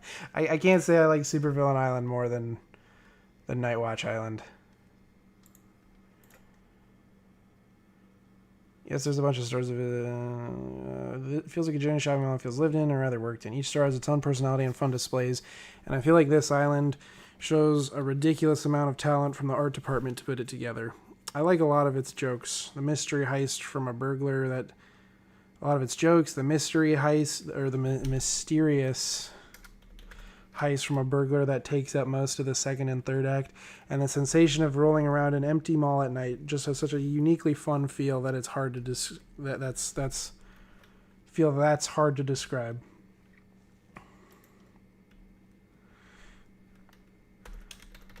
I very much enjoyed Night Watch Island, but man, does that back and forth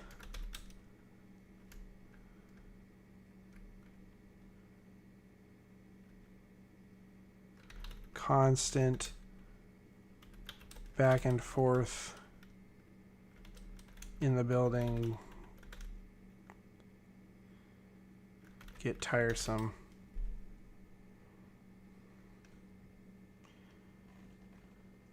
I'm going to expand on that a little bit because you do kind of go back and forth on every island. Granted, most of Pop Tropica functions where you go back and forth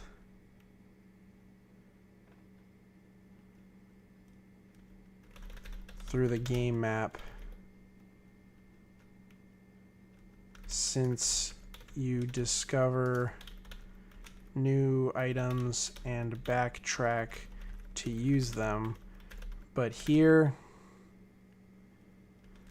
the setting is so enclosed and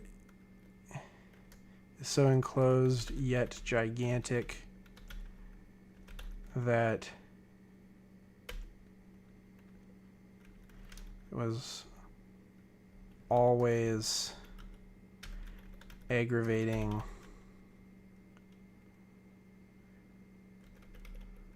following the alerts, following the missions. Oh, this had a bonus quest too, didn't it? Let me think. What did it so SOS Island, Vampire's Curse, Twisted Thicket, Poptropolis Games, Wimpy Boardwalk, Lunar Colony, Supervillain Island, Charlie and the Chocolate Factory, Zomberry, Night Watch, Backlot. Did Backlot have? I think it did. Yeah. So did Virus Hunter. So did Mock Tropica. So did Monster Carnival. So they stopped at Survival Island with the bonus quest. So okay, I should mention the bonus quest, which, what was it on Night Watch? What was the bonus quest? What was it?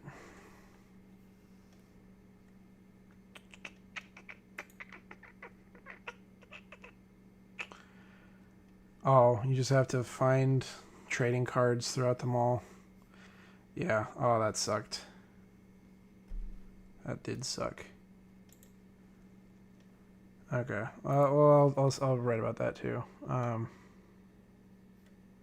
In the criticisms here.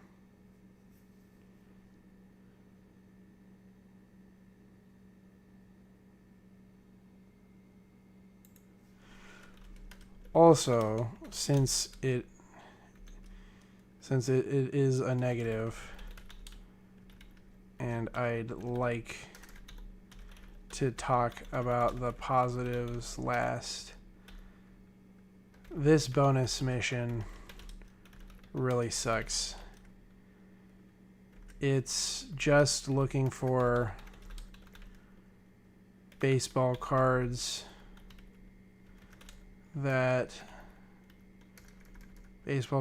from one of the store owners.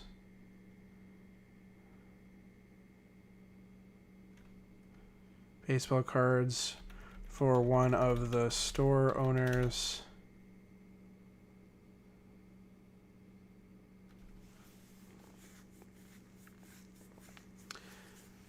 It's just looking for baseball cards for one of the store owners. And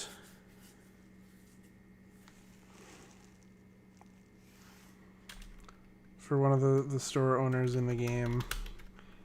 And I think, if I remember right, you get rewarded with cosmetic stuff.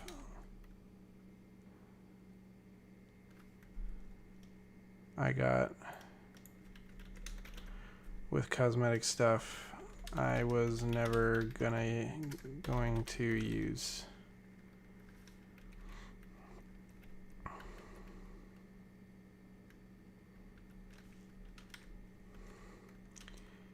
It felt even more tedious than what I already mentioned.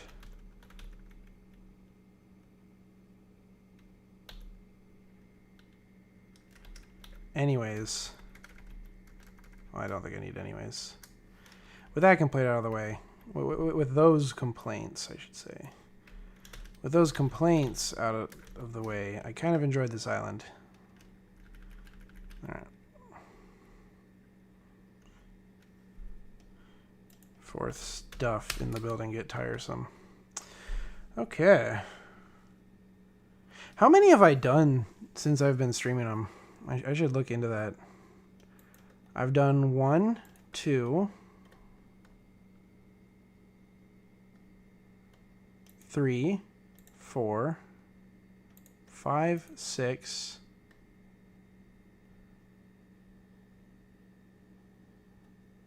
I think I've done 6 islands, which is not a lot, but out of what we still need to do, I mean, it's a pretty good amount. How much do I have left? Let me see. We have 1, 2. This counts as 2 because this is not finished here. 1, 2, 3, 4, 5, 6, 7, 8, 9, 10, 11, 12, 13, 14, 15, 16, 17, 18, 19, 20, 21, 22, 23, 24, 25, 26, 27, 28, 29, 30. We have 30 left. I don't think, by the way, guys, I don't know if I would be streaming all of this, just if I feel like it. Like, I probably will do a lot of this off screen. Just because, yeah.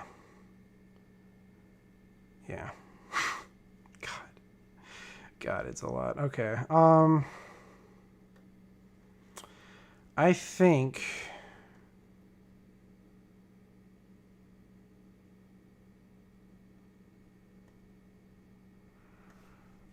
so far I think I'm liking the ranking. Good God, is it a lot, but I am liking it.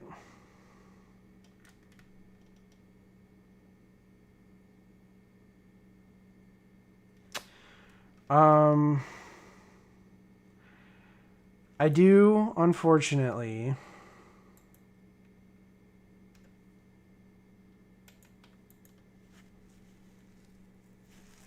it is Wednesday today, right?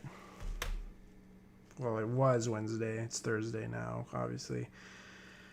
Yeah, I do have to go to work, so I do need to go to bed. I normally go to bed at 3:30, so I probably will finish.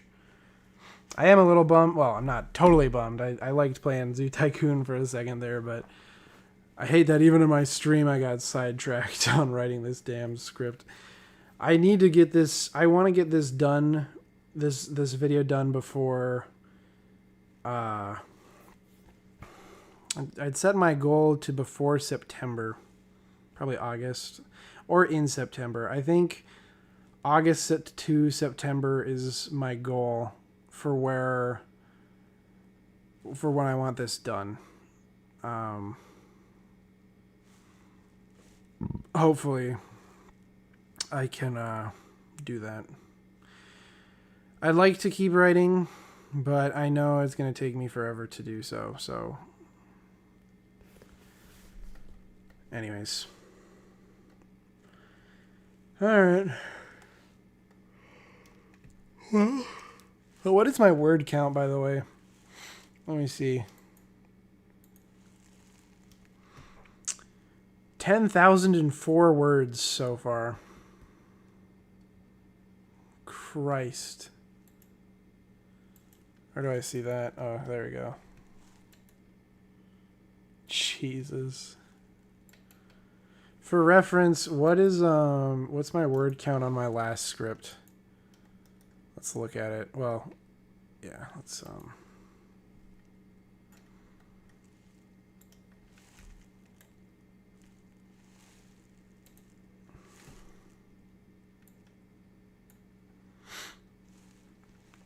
see. How many words was this one?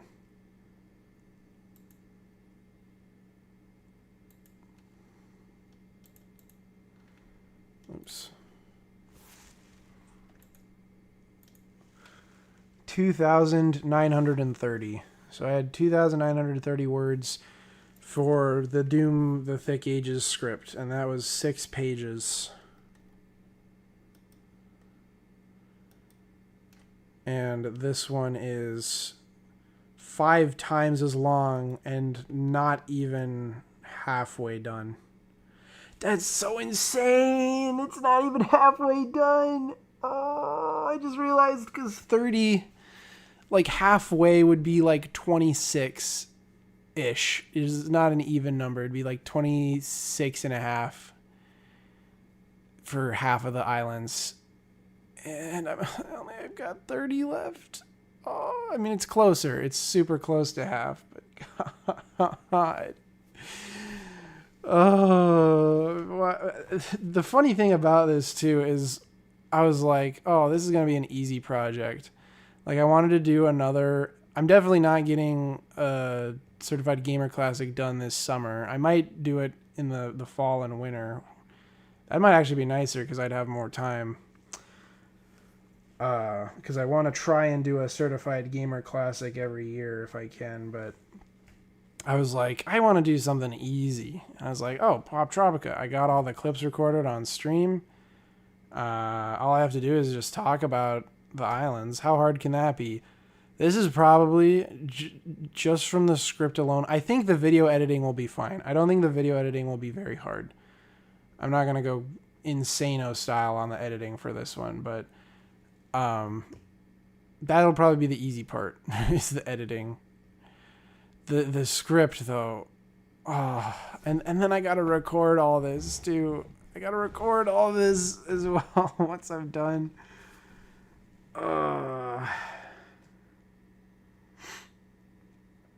God.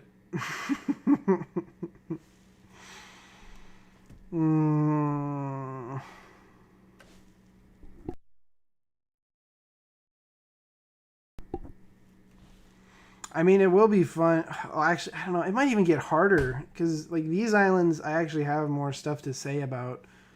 Like, the more I like the islands, the more stuff I have to say. So, but then again, I have a lot of stuff to say about these ones too. All right. Well, anyways, thank you guys for watching. I gotta go to bed to go to work. Tomorrow I might be on. It sounds like Bona and I will be doing some more peak, hopefully. Hopefully we get to the top this time. We still have not gotten anywhere near the top other than the 3rd level. But, so you might see us again tomorrow night. I will probably be off for most of the weekend just because of dog watching at my mom's. So I'll probably just use that time to do script writing in private. So that or play something like Balatro. I just got hooked on Balatro. I was like... I've heard so many good things about it, and I just bought it on a sale, and I was like, all right, let's see. This game got nominated for Game of the Year. Like, is it that good? And it is. It is. I don't even know why I questioned it. It's like, yeah, it's a pretty good card game. It's like a poker roguelite is the best way I can explain it, or roguelike, not roguelite, because you don't keep your You I guess in a way it's a roguelite because you get new items that are unlocked for later runs, but you don't keep them on you. So it's kind of a whatever. Anyways, it's like you know, you got to get through the stages, and once you get through the stages, you win if you get to the end, and if you lose, you go back to the beginning. But so I've been hooked on that. So I don't know. I might be playing a lot of Bellatra this weekend. But other than that, yeah. So I'm tired. Thank you guys for watching. It's been fun stream. You have a good night.